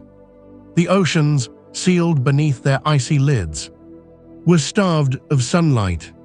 Photosynthetic life, once thriving in sunlit shallows, found its world shrinking to thin cracks in the ice, where light still filtered through. Many must have perished in the long darkness, their lineages ending silently, unmarked except in the chemistry of the rocks they left behind. Others sought refuge near the warmth of the deep, Hydrothermal vents became sanctuaries, tiny oases in the vast, cold desert of the ocean. Here, life fed not on sunlight, but on chemistry, sulfur, iron, methane.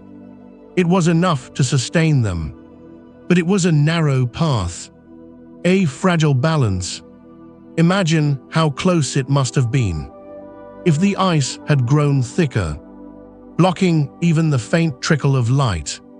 If the gases from volcanoes had not accumulated enough to one day break the freeze.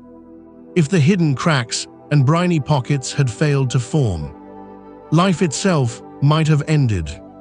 The Earth could have been left barren, a silent world of ice, with no breath of microbes to carry her story forward.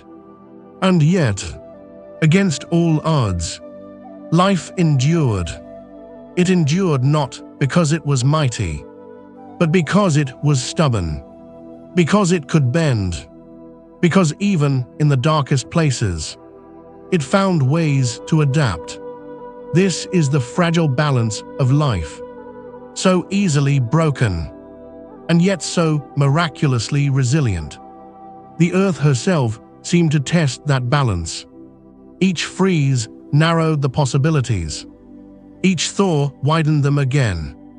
The rhythm of Snowball Earth was like a great sieve, shaking out what could not endure, carrying forward only those who could persist through extremes. It was harsh, but it was also creative. It shaped the very foundation of what life could become. From space, the planet looked serene, a gleaming pearl in the void. But beneath that beauty lay constant struggle. Each microbe, dividing in the dark, was a gamble against extinction. Each vent, each crack in the ice, was a fragile sanctuary in a hostile world. The balance could have tipped either way. That it tipped toward survival is nothing short of a miracle. It reminds us of the delicate line we all walk. Even now, life is precious not because it is guaranteed, but because it is not. It exists against the odds, threaded between catastrophe and renewal. Snowball Earth showed us just how narrow that thread could be. And yet, in the stillness of that long winter, in the deep patience of microbes refusing to vanish, the seeds of the future were kept safe. All the forests, the animals, the civilizations to come, all of them depended on that fragile endurance, on the quiet persistence of life during the most perilous age. The fragile balance of life is both humbling and inspiring. It reminds us that survival is not always loud or visible. Sometimes it is hidden in the deep, waiting silently, trusting that change will come. And when it does, life rises again, not broken, but stronger. Snowball Earth nearly silenced the planet. But in that silence, life whispered back, "I will endure." For so long, the Earth had known only silence. Her lands buried in frost, her seas bound in ice, her skies dulled by the reflection of endless white. She had gleamed like a frozen jewel in the cosmos, but she had slumbered in stillness, her song reduced to whispers of wind and groans of glaciers. And then slowly, almost imperceptibly at first, the warmth began to return. It started with the air. For millions of years, volcanoes had been breathing, exhaling invisible plumes of carbon dioxide into the frozen sky. The gases lingered, building layer upon layers, until the atmosphere thickened into a greenhouse, a blanket wrapped tightly around the planet. And with each passing century, that blanket grew warmer.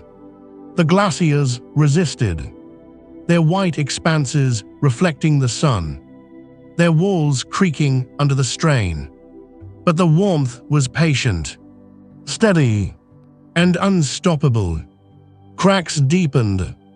Rivers of meltwater carved their way through valleys of ice. Pools of liquid spread across the surface, mirroring the pale sky above. And then, at last, the great retreat began. Imagine the sound. A thunderous crash as walls of ice broke away from the continents, falling into the seas in mountains of frozen stone. Each impact sent shockwaves across the oceans, waves rolling outward for miles. Glaciers that had held their grip for eons, now pulled back, their edges collapsing, their silence broken by the roar of collapse. The land emerged slowly, stripped bare by the grinding of ice. It was raw and scarred, yet new, a canvas awaiting the brush of life.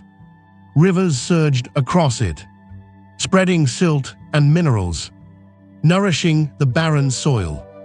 Lakes shimmered in the valleys, mirroring clouds that drifted across the sky.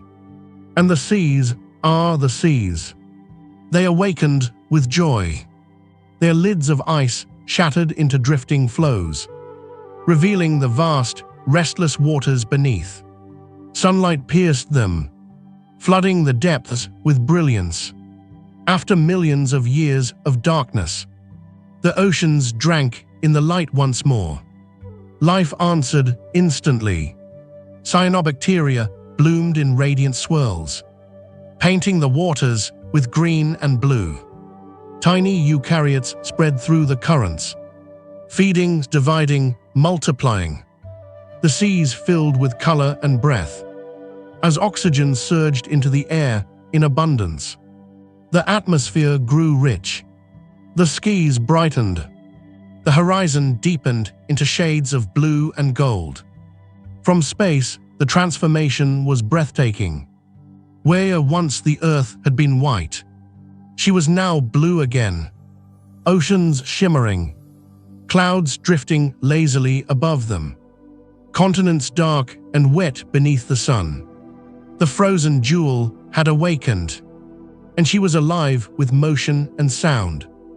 The return of warmth was not gentle. It was dramatic, a flood of change that swept across the planet. Storms rolled across the thawing seas. Rains fell upon the land, and the water cycle, dormant for so long, was alive again. The rivers sang. The oceans roared. The skies wept and laughed in thunder and lightning. But for life, it was salvation. The survivors of the deep, the tiny microbes that had clung stubbornly to vents and cracks, now had the world at their feet. They spread into every current, every tide pool, every lake and stream. They grew in abundance, their quiet persistence now rewarded with endless space and light. This was not only the return of warmth, it was the return of possibility. For in the cycles of freeze and thaw, life had been tempered, strengthened, taught to endure. And now, with warmth restored, that endurance became the foundation for something greater. The Earth, in her thaw, was not simply resuming where she had left off. She was beginning anew. The scars of ice remained, etched into her rocks and valleys, but they were scars that spoke of resilience. They were reminders that even the deepest winter can give way to spring. The return of warmth was more than a geological event. It was a triumph. It was the Earth awakening from her longest dream, stretching, breathing, and whispering into the cosmos, "I am alive." And with that whisper, the stage was set for what would come next. Not just survival, but complexity. Not just endurance, but flourishing. The thaw had given life its chance, and life would take it. The long winter was over. The dawn had arrived, The return of warmth was not just a thaw. It was not only the breaking of ice and the flooding of rivers. It was a rebalancing, a renewal, a reshaping of Earth systems in ways that would echo into every age that followed. For the end of Snowball Earth did more than save life. It prepared the way for life to become something more. The survivors of the deep had clung to simplicity. They were microbes, single cells, some with the faint beginnings of complexity, but still tiny, still fragile. They had endured by patience, by stubbornness, by taking refuge in cracks, vents, and shadows. But now, in the wake of the thaw, they found themselves in a world overflowing with possibility.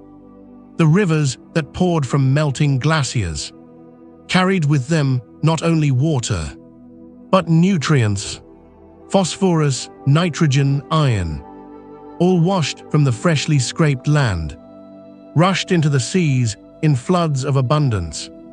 The oceans became rich, fertile, like gardens after a spring rain.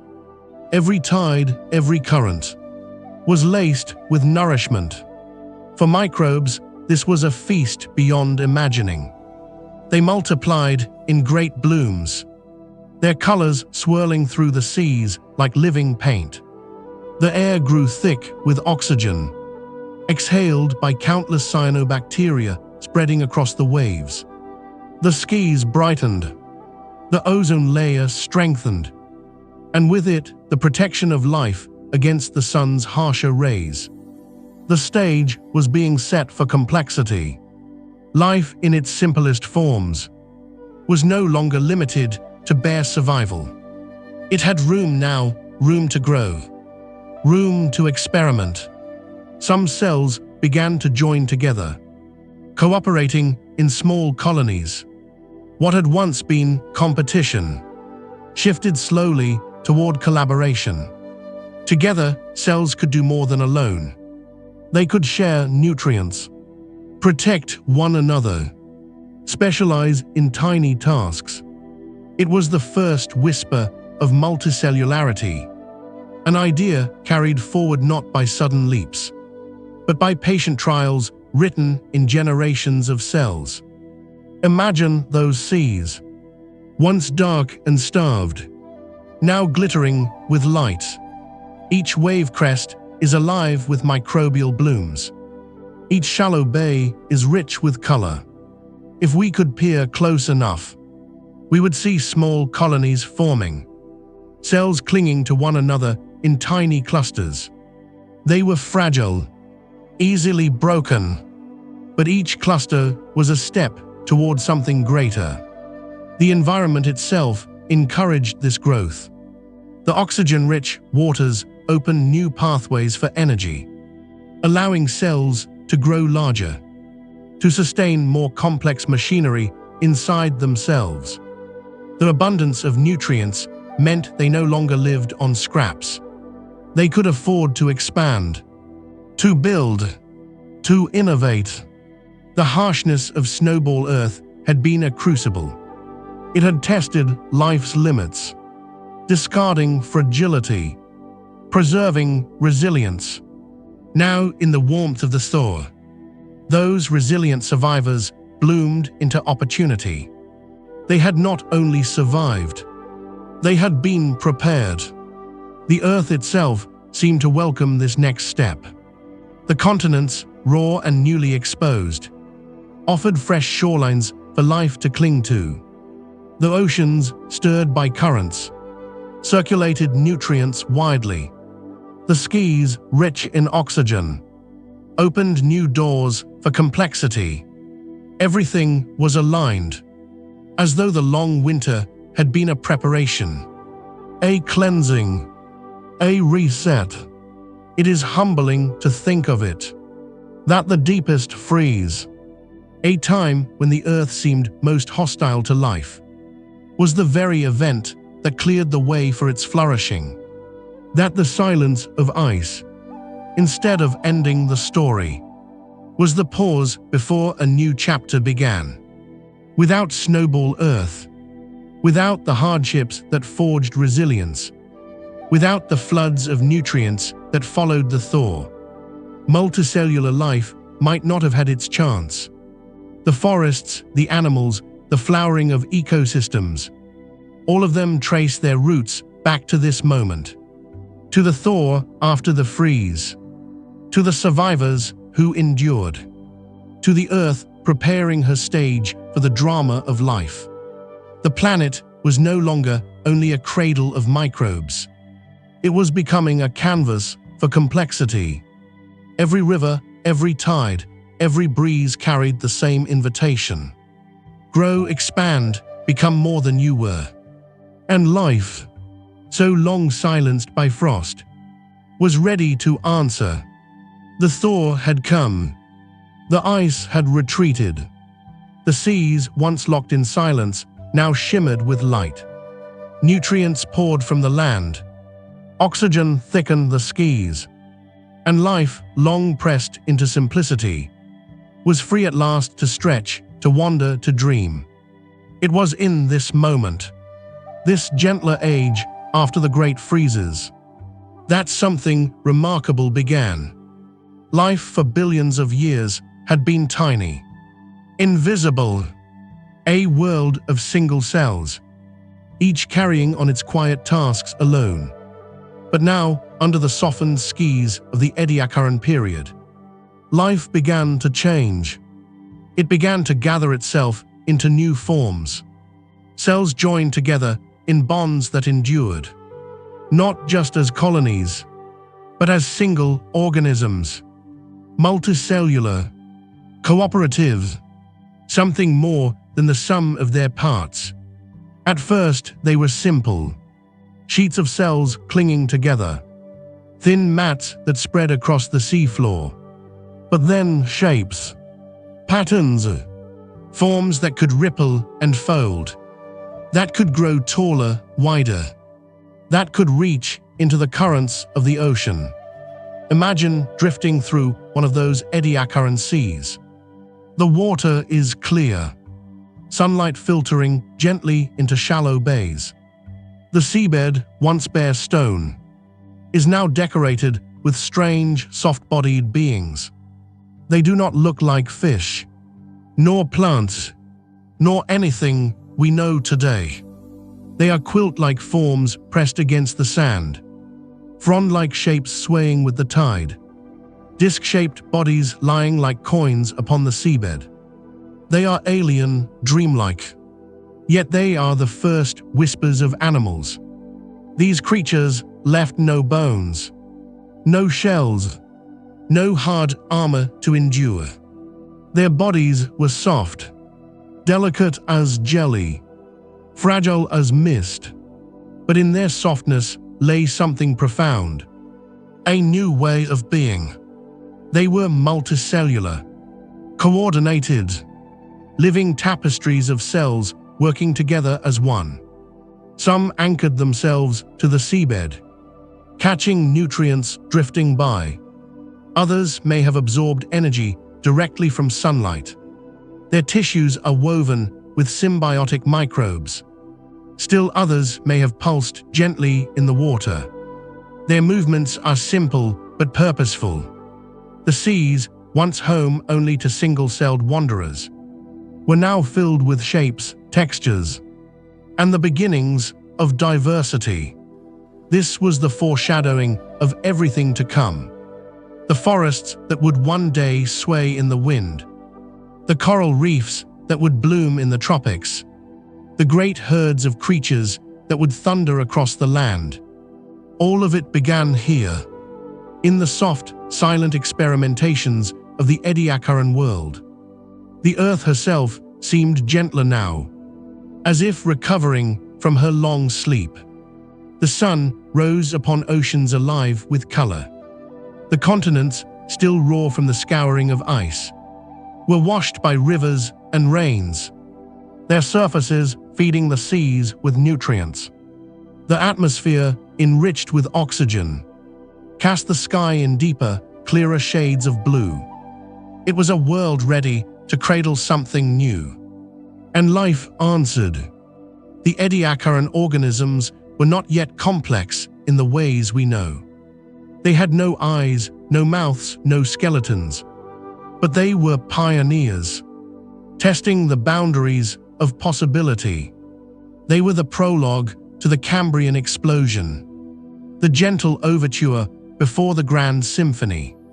To walk along those ancient shores, had one been able, would have felt like walking through a dream. The seabed glowed with soft forms, rippling gently as the tides swept over them. No sound but the hiss of waves. No movement but the swaying of fronds. A quiet garden beneath the sea, alien and serene. And though they are gone now, their fossils pressed faintly into ancient rocks, their story remains. They remind us that from silence can come wonder. From fragility can come innovation. From endurance can come beauty. The Ediacaran foreshadowing was Earth's gentle whisper. Life is ready to become more. And though the world had only just awakened from her icy dream, she was already preparing for the brilliance of what was to follow. The glaciers had melted. The seas had opened. Life was blooming once more, filling the oceans with colors unseen for millions of years. But though the great freeze was over, its story was not forgotten.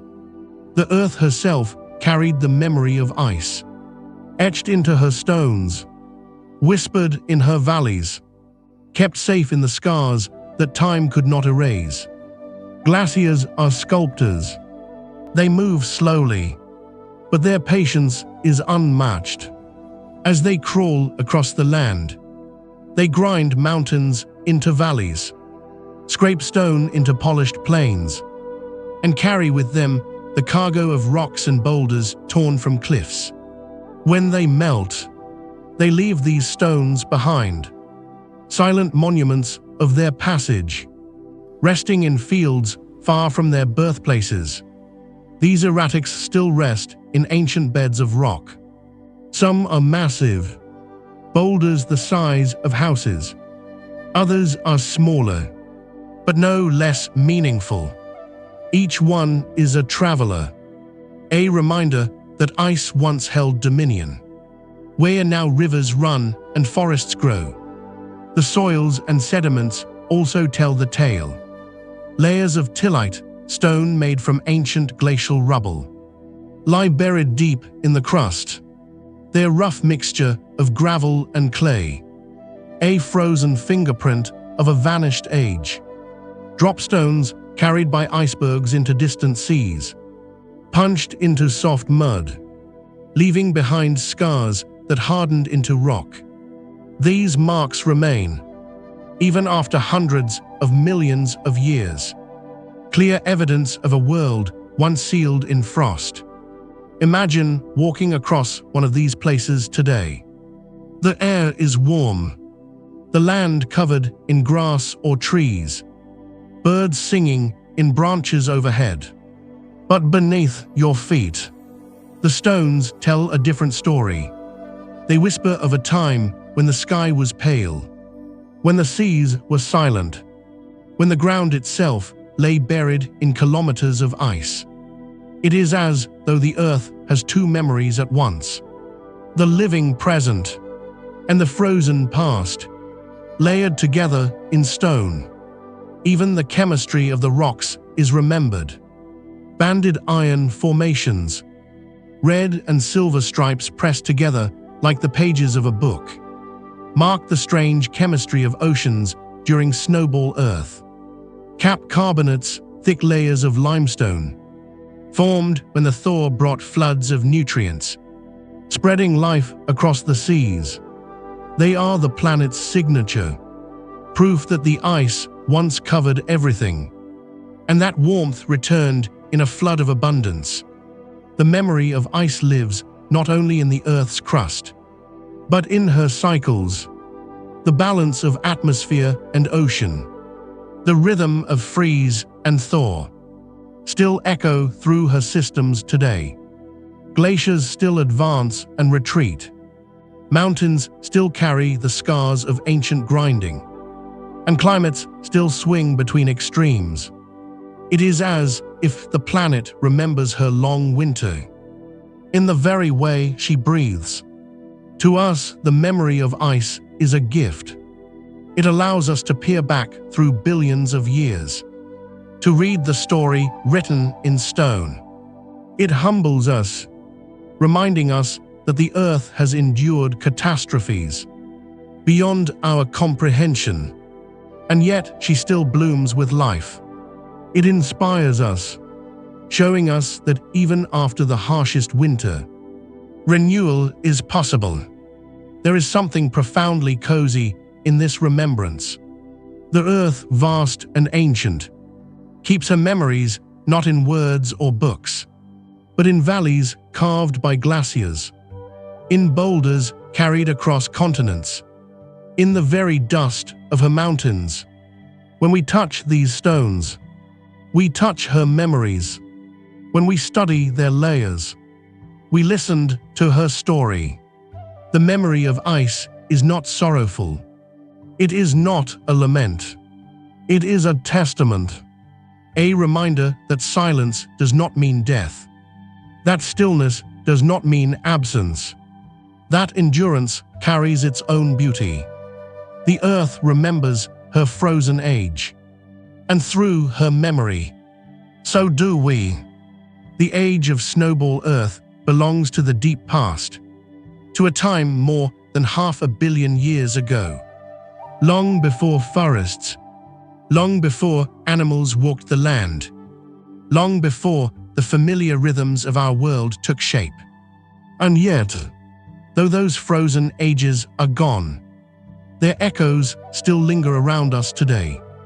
You can hear them in the groans of modern glaciers. From Greenland to Antarctica, from the jagged Alps to the high Himalayas, the ice still moves, slow and patient, just as it did in the Proterozoic. It grinds stone, carves valleys, and leaves behind its cargo of erratics and till. These are not the global glaciers of Snowball Earth, but they are its descendants, reminders that ice is never gone, only waiting, always a part of the Earth's breath. You can see the echoes in the scars on our continents, U-shaped valleys in Norway and Canada, fjords that stretch like deep blue fingers into the land, fields dotted with boulders carried from far away. All of these are whispers of the same processes that once held the entire Earth in their grip. Every polished rock face, every ripple carved into stone by ice, is a quiet reflection of that greater age. Even the cycles of our climate carry those echoes. The Earth still shifts between warmth and cold, between ages of expansion and retreat. The ice ages of the recent past, when mammoths roamed icy plains, and humans huddled by firelight, are gentler cousins of Snowball Earth. The rhythm continues, reminding us that our planet has always breathed in cycles, sometimes softly, sometimes with the sweep of silence across the globe. But perhaps the greatest echo is the lesson itself. Snowball Earth taught life resilience. It taught survival in the darkest of times. And that lesson has never faded. We see it in the persistence of microbes in the most unlikely places today. In the boiling pools of geysers, in the frozen soils of Antarctica, in the crushing depths of the ocean. They remind us of their ancestors, those quiet survivors who endured the Great Freeze and carried life forward into the warmth. And the lesson is for us too. Snowball Earth whispers that the balance of climate is delicate, that the planet can tip into extremes, that change is not always gentle. It reminds us that life depends not only on abundance, but on endurance, on adaptability, on patience in the face of hardship. In this way, the echoes of that frozen age reach directly into our time, asking us to listen, to notice, to remember. Imagine standing at the edge of a glacier today. The ice towers above you, its face gleaming blue and white. Cracks echo through its mass as it shifts, groaning, living, slow but unstoppable. Beneath your feet lies rock carved smooth, etched with grooves from stones dragged along by ice. And if you close your eyes, you can almost feel the connection. This glacier is but a fragment of a much older story, an echo of the age when the entire Earth looked like this. There is comfort in these echoes. They remind us that we are part of something vast, that the struggles of today are not the first struggles the planet has known. The Earth has frozen, thawed, and frozen again. She has endured silence and sung again with life. And always, life has found a way to continue. The echoes of Snowball Earth surround us still, in the stones beneath our feet, in the glaciers that creep across the land, in the rhythms of climate, in the resilience of life. They are reminders of where we came from, and of what is possible even in the harshest winters. Snowball Earth is not only history, it is presence. It is a lesson. It is a voice carried forward in ice and stone, still whispering to us today. Life endures. Change is inevitable. And spring always comes. The story of Snowball Earth is not only about glaciers and oceans, not only about the chemistry of the air or the scars in the stone. It is a story about resilience. A resilience so quiet, so patient, that it carried life through the most perilous of ages. And that resilience is not locked away in the past. It lives on in every breath of air we take, in every forest that sways, in every living being on this planet. Life could have ended then. The Earth might have remained a silent world of frost, a jewel of ice drifting through the cosmos, beautiful but lifeless. But it did not. Tiny microbes, unseen and humble, held on in cracks, vents, and shadows. They endured not because the world was kind, but because they refused to let go. That refusal, that persistence, is the legacy of Snowball Earth. It is written into us. Every human being, every tree, every bird, every whale, is here because life endured that long winter. Our blood carries oxygen because ancient microbes filled the skies with it. Even in the silence of frost, our bodies are made of cells that carry the same stubbornness, the same quiet fire that allowed survival beneath kilometers of ice. When we look into the mirror, we are looking at descendants of resilience. There is a comfort in knowing this, that we come from survivors, that our story is rooted in patience, that no matter the darkness, no matter the silence, there is something in life itself that whispers, endure. The legacy of Snowball Earth also reminds us that change is not the end. The planet froze, but it thawed. The silence stretched for millions of years, but it gave way to song. Life was tested, but it was also transformed. From that trial came complexity, and from complexity came the richness of the world we know today. The forests, the coral reefs, the animals that leap and sing, all of it grew from the resilience forged in ice. For us, in our time, this lesson is profound. We too face challenges that feel overwhelming. Winters of the spirit, seasons of struggle. But Snowball Earth teaches us that even the harshest winters pass. That even when the world feels frozen, life endures quietly in hidden places. That the smallest embers, if protected, can one day blaze into forests and skies filled with life. The resilience of Snowball Earth is not loud. It is not triumph shouted in victory. It is the soft persistence of breath in silence, the patience of waiting through the cold, the quiet refusal to vanish. It is resilience we can carry with us, in our own lives, in our own winters.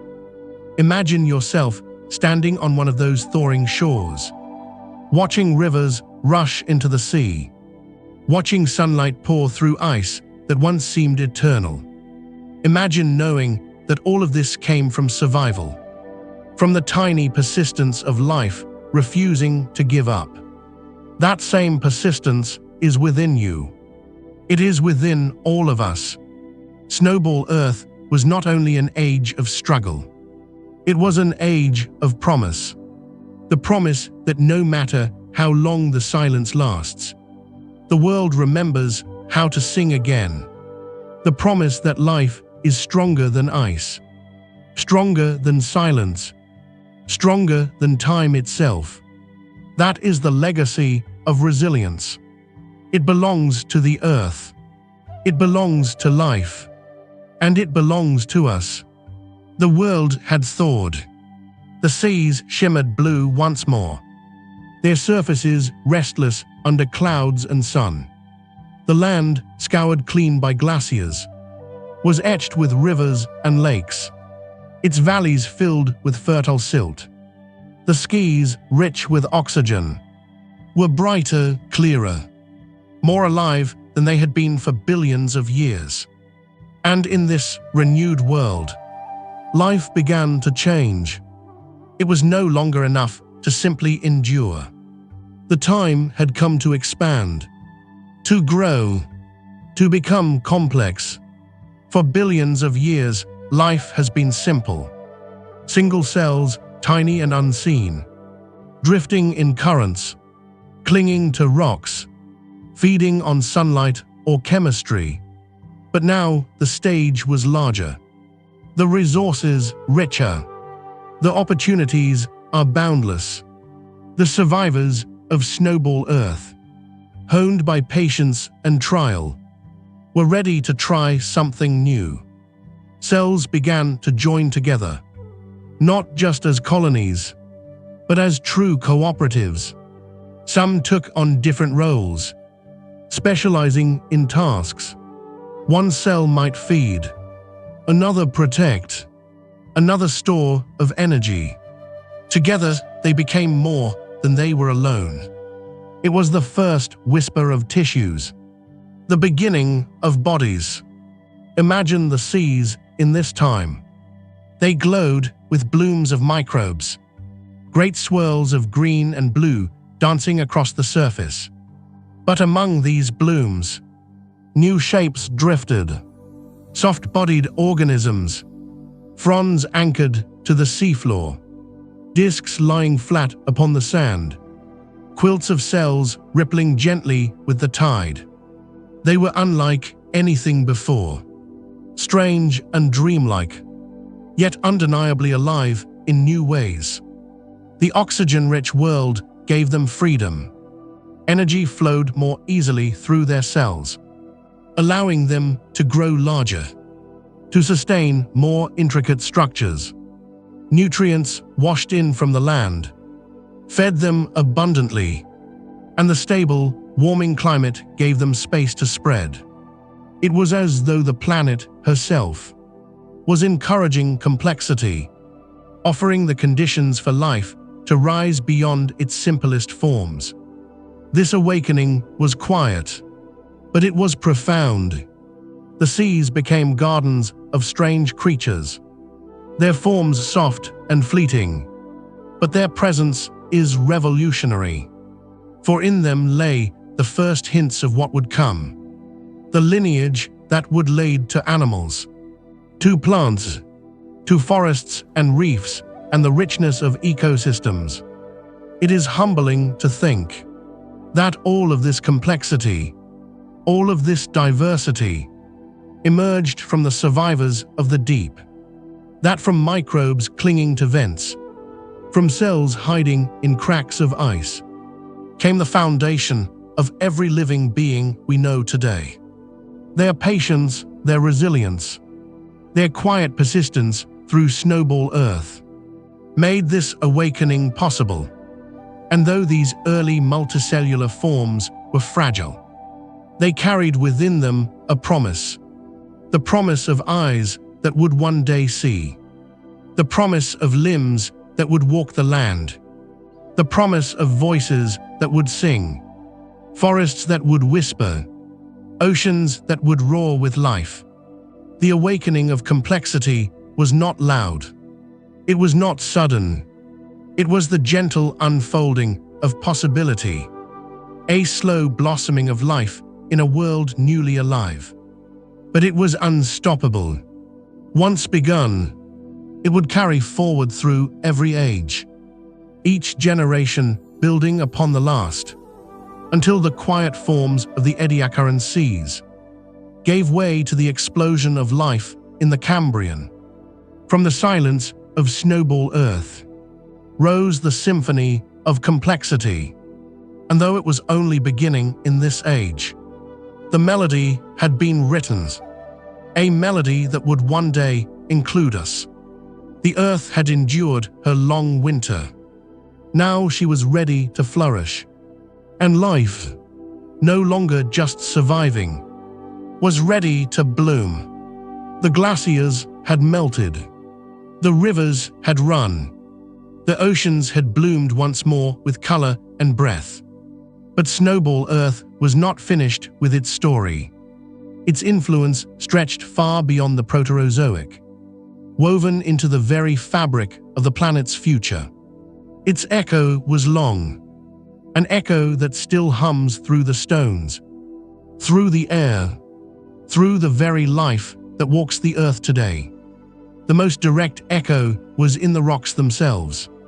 Glacial scars carved into ancient continents remained as records, their grooves preserved in stone, dropstones embedded in mud, hardened into clues we could one day read.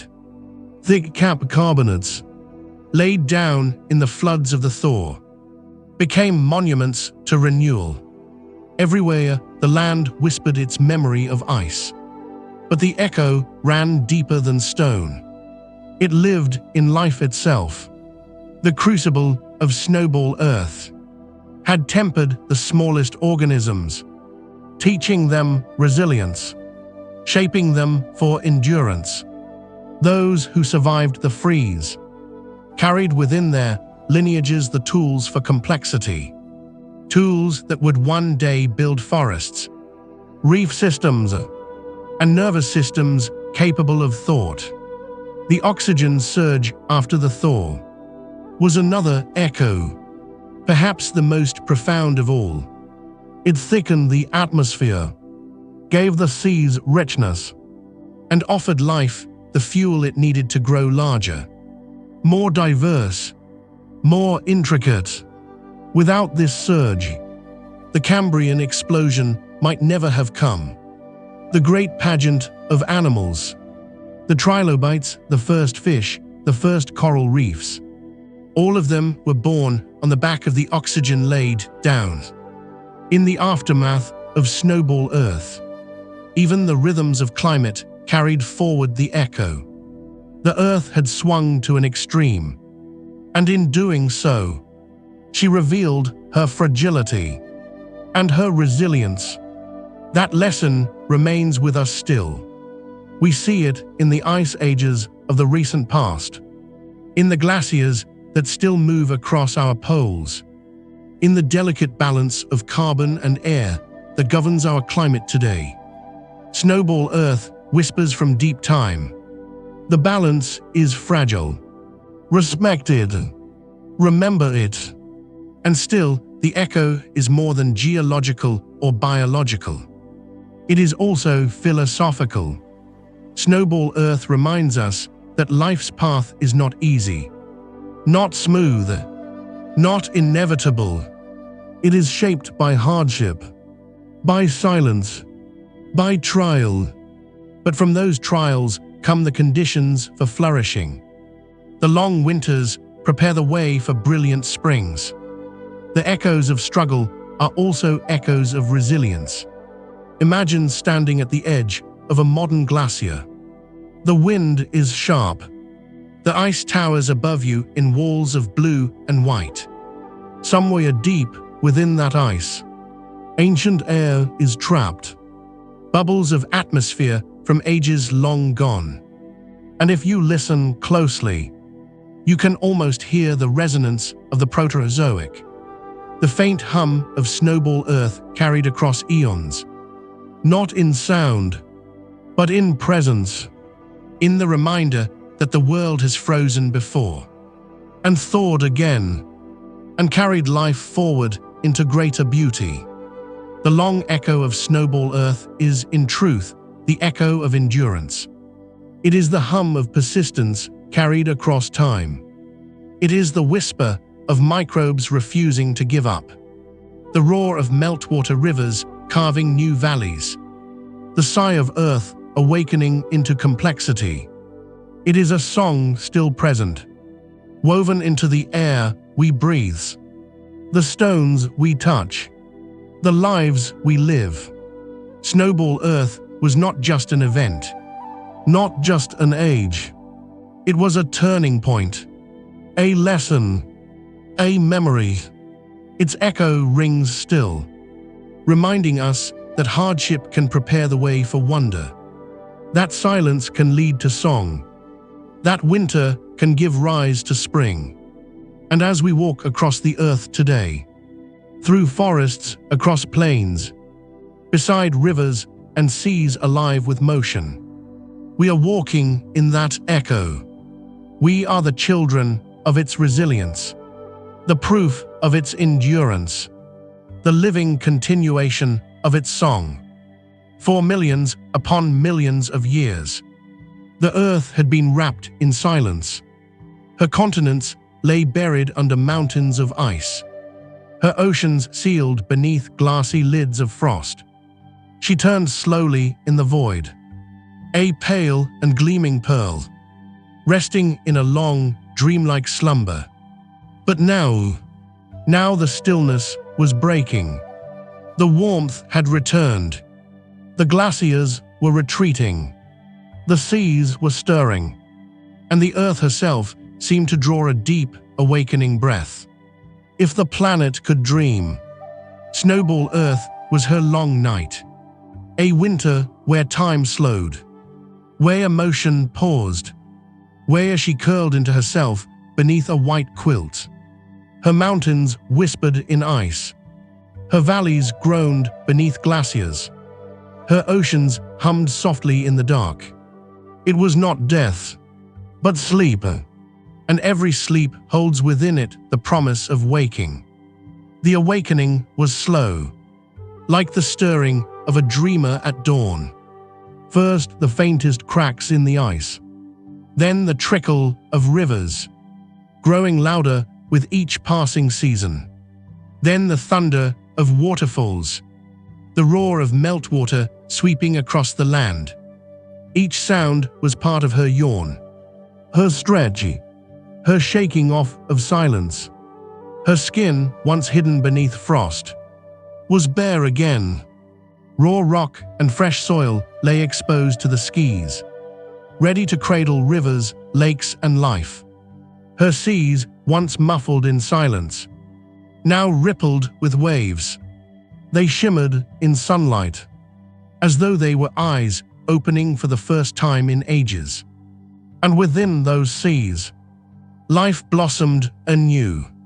The smallest cells multiplied in celebration, painting the waters with blooms of green and blue. Soft-bodied forms drifted gently in the tides, their shape strange and dreamlike, but alive with promise. It was as though the earth herself was smiling in her awakening, her dream giving way to a living vision.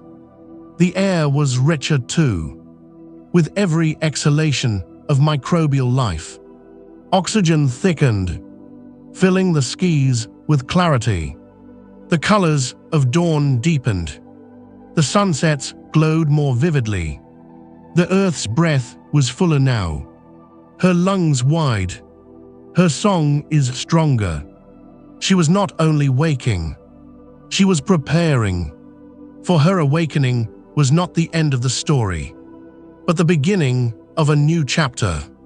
The hardships of her long winter had tempered her, had prepared the way for life to flourish in complexity. Her scars remained, the valleys carved by glaciers, the erratics scattered across plains, the banded stones that told of oxygen's rise. But scars are not signs of weakness. They are signs of survival. They are proof that she endured. Imagine standing on her surface in those early days of thaw. The land still wet and raw. The rivers loud with floods. The seas restless with new tides. The sun warmer now, glinting across pools and lakes, casting golden light upon a planet just beginning to stir. Everywhere there is a sense of beginning. Everywhere a sense of breath after long silence. The awakening Earth was more than geology. It was more than ice and melt, stone and oxygen. It was the return of rhythm, the heartbeat of a living planet restored. It was the deep truth that even after the longest sleep, there is always waking. Even after the hardest silence, there is always a song. Snowball Earth was her dream. The thaw was her morning. And the future, the forests, the animals, the endless diversity of life, was her day unfolding. The earth had awakened, and with her awakening, life would never be the same. At first glance, it is easy to see Snowball Earth only as a catastrophe. A world locked in ice, oceans sealed in silence, continents buried beneath glaciers that stretch from pole to equator.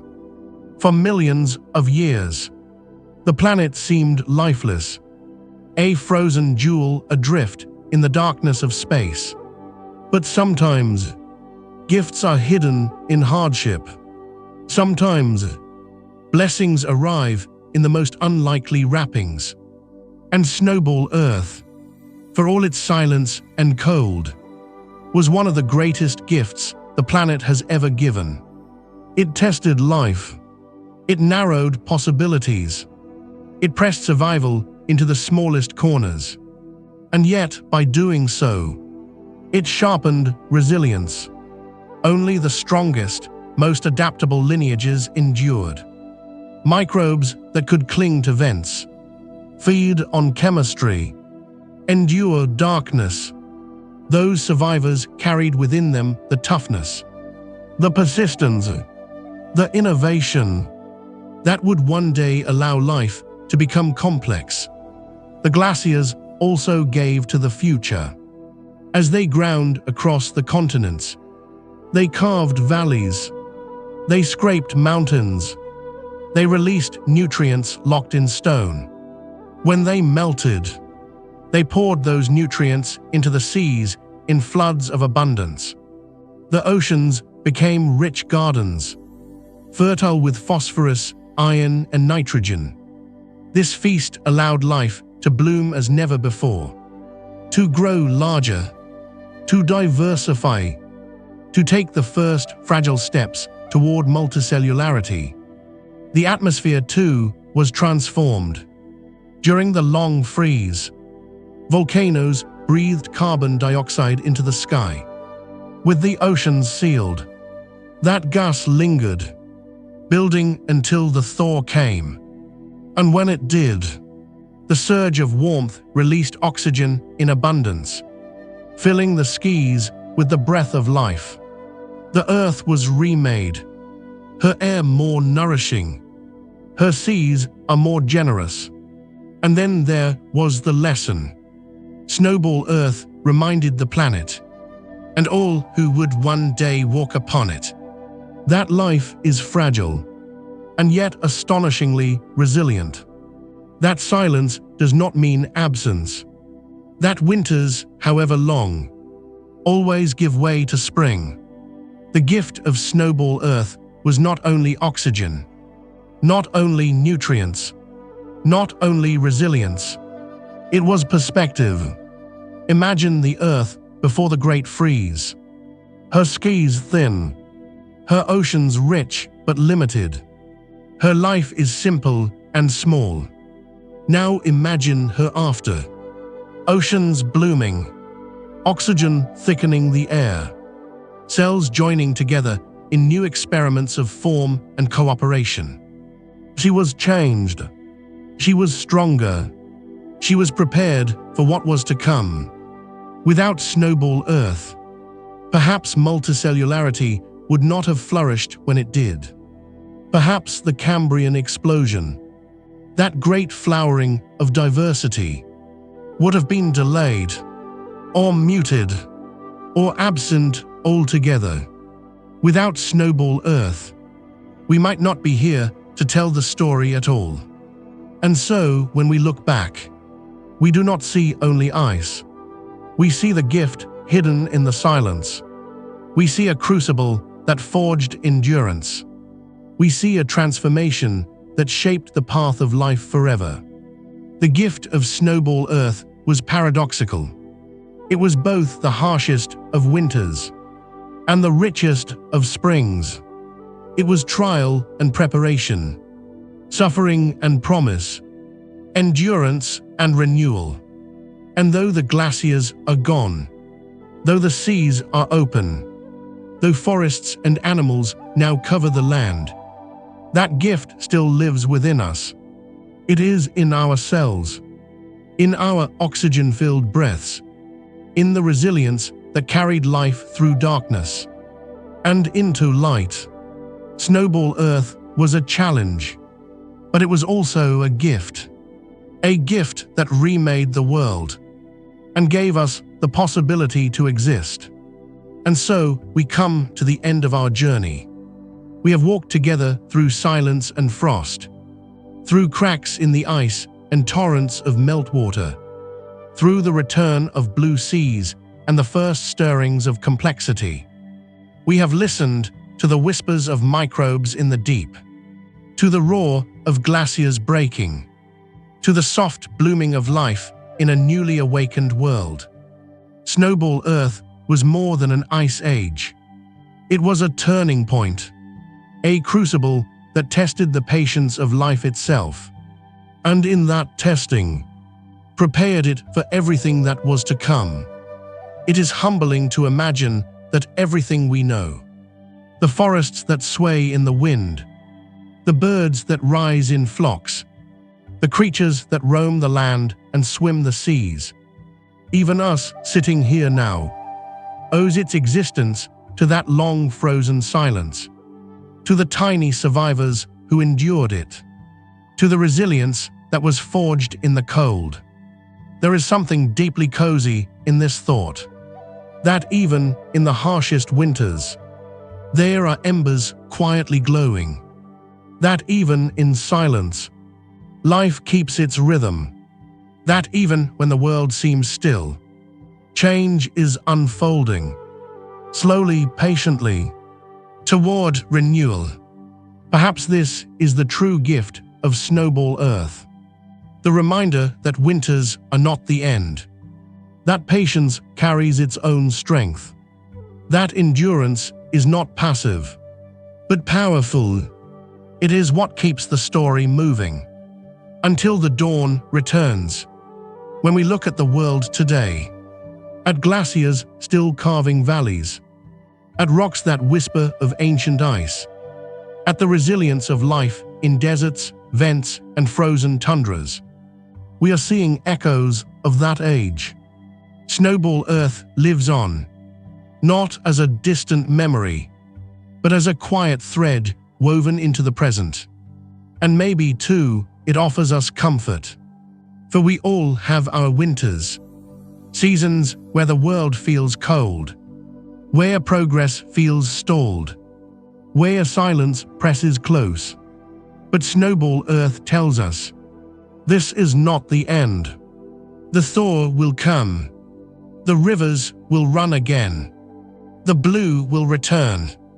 So as we close this story, imagine yourself standing once more on that thawing shore. The sun rising over oceans newly freed, its golden light shimmering on waves. The air rich and full, the land raw but waiting. The seas are alive with blooms of green, the earth stretching after her long sleep, breathing deeply, whispering softly into the cosmos. I am awake, and so are we.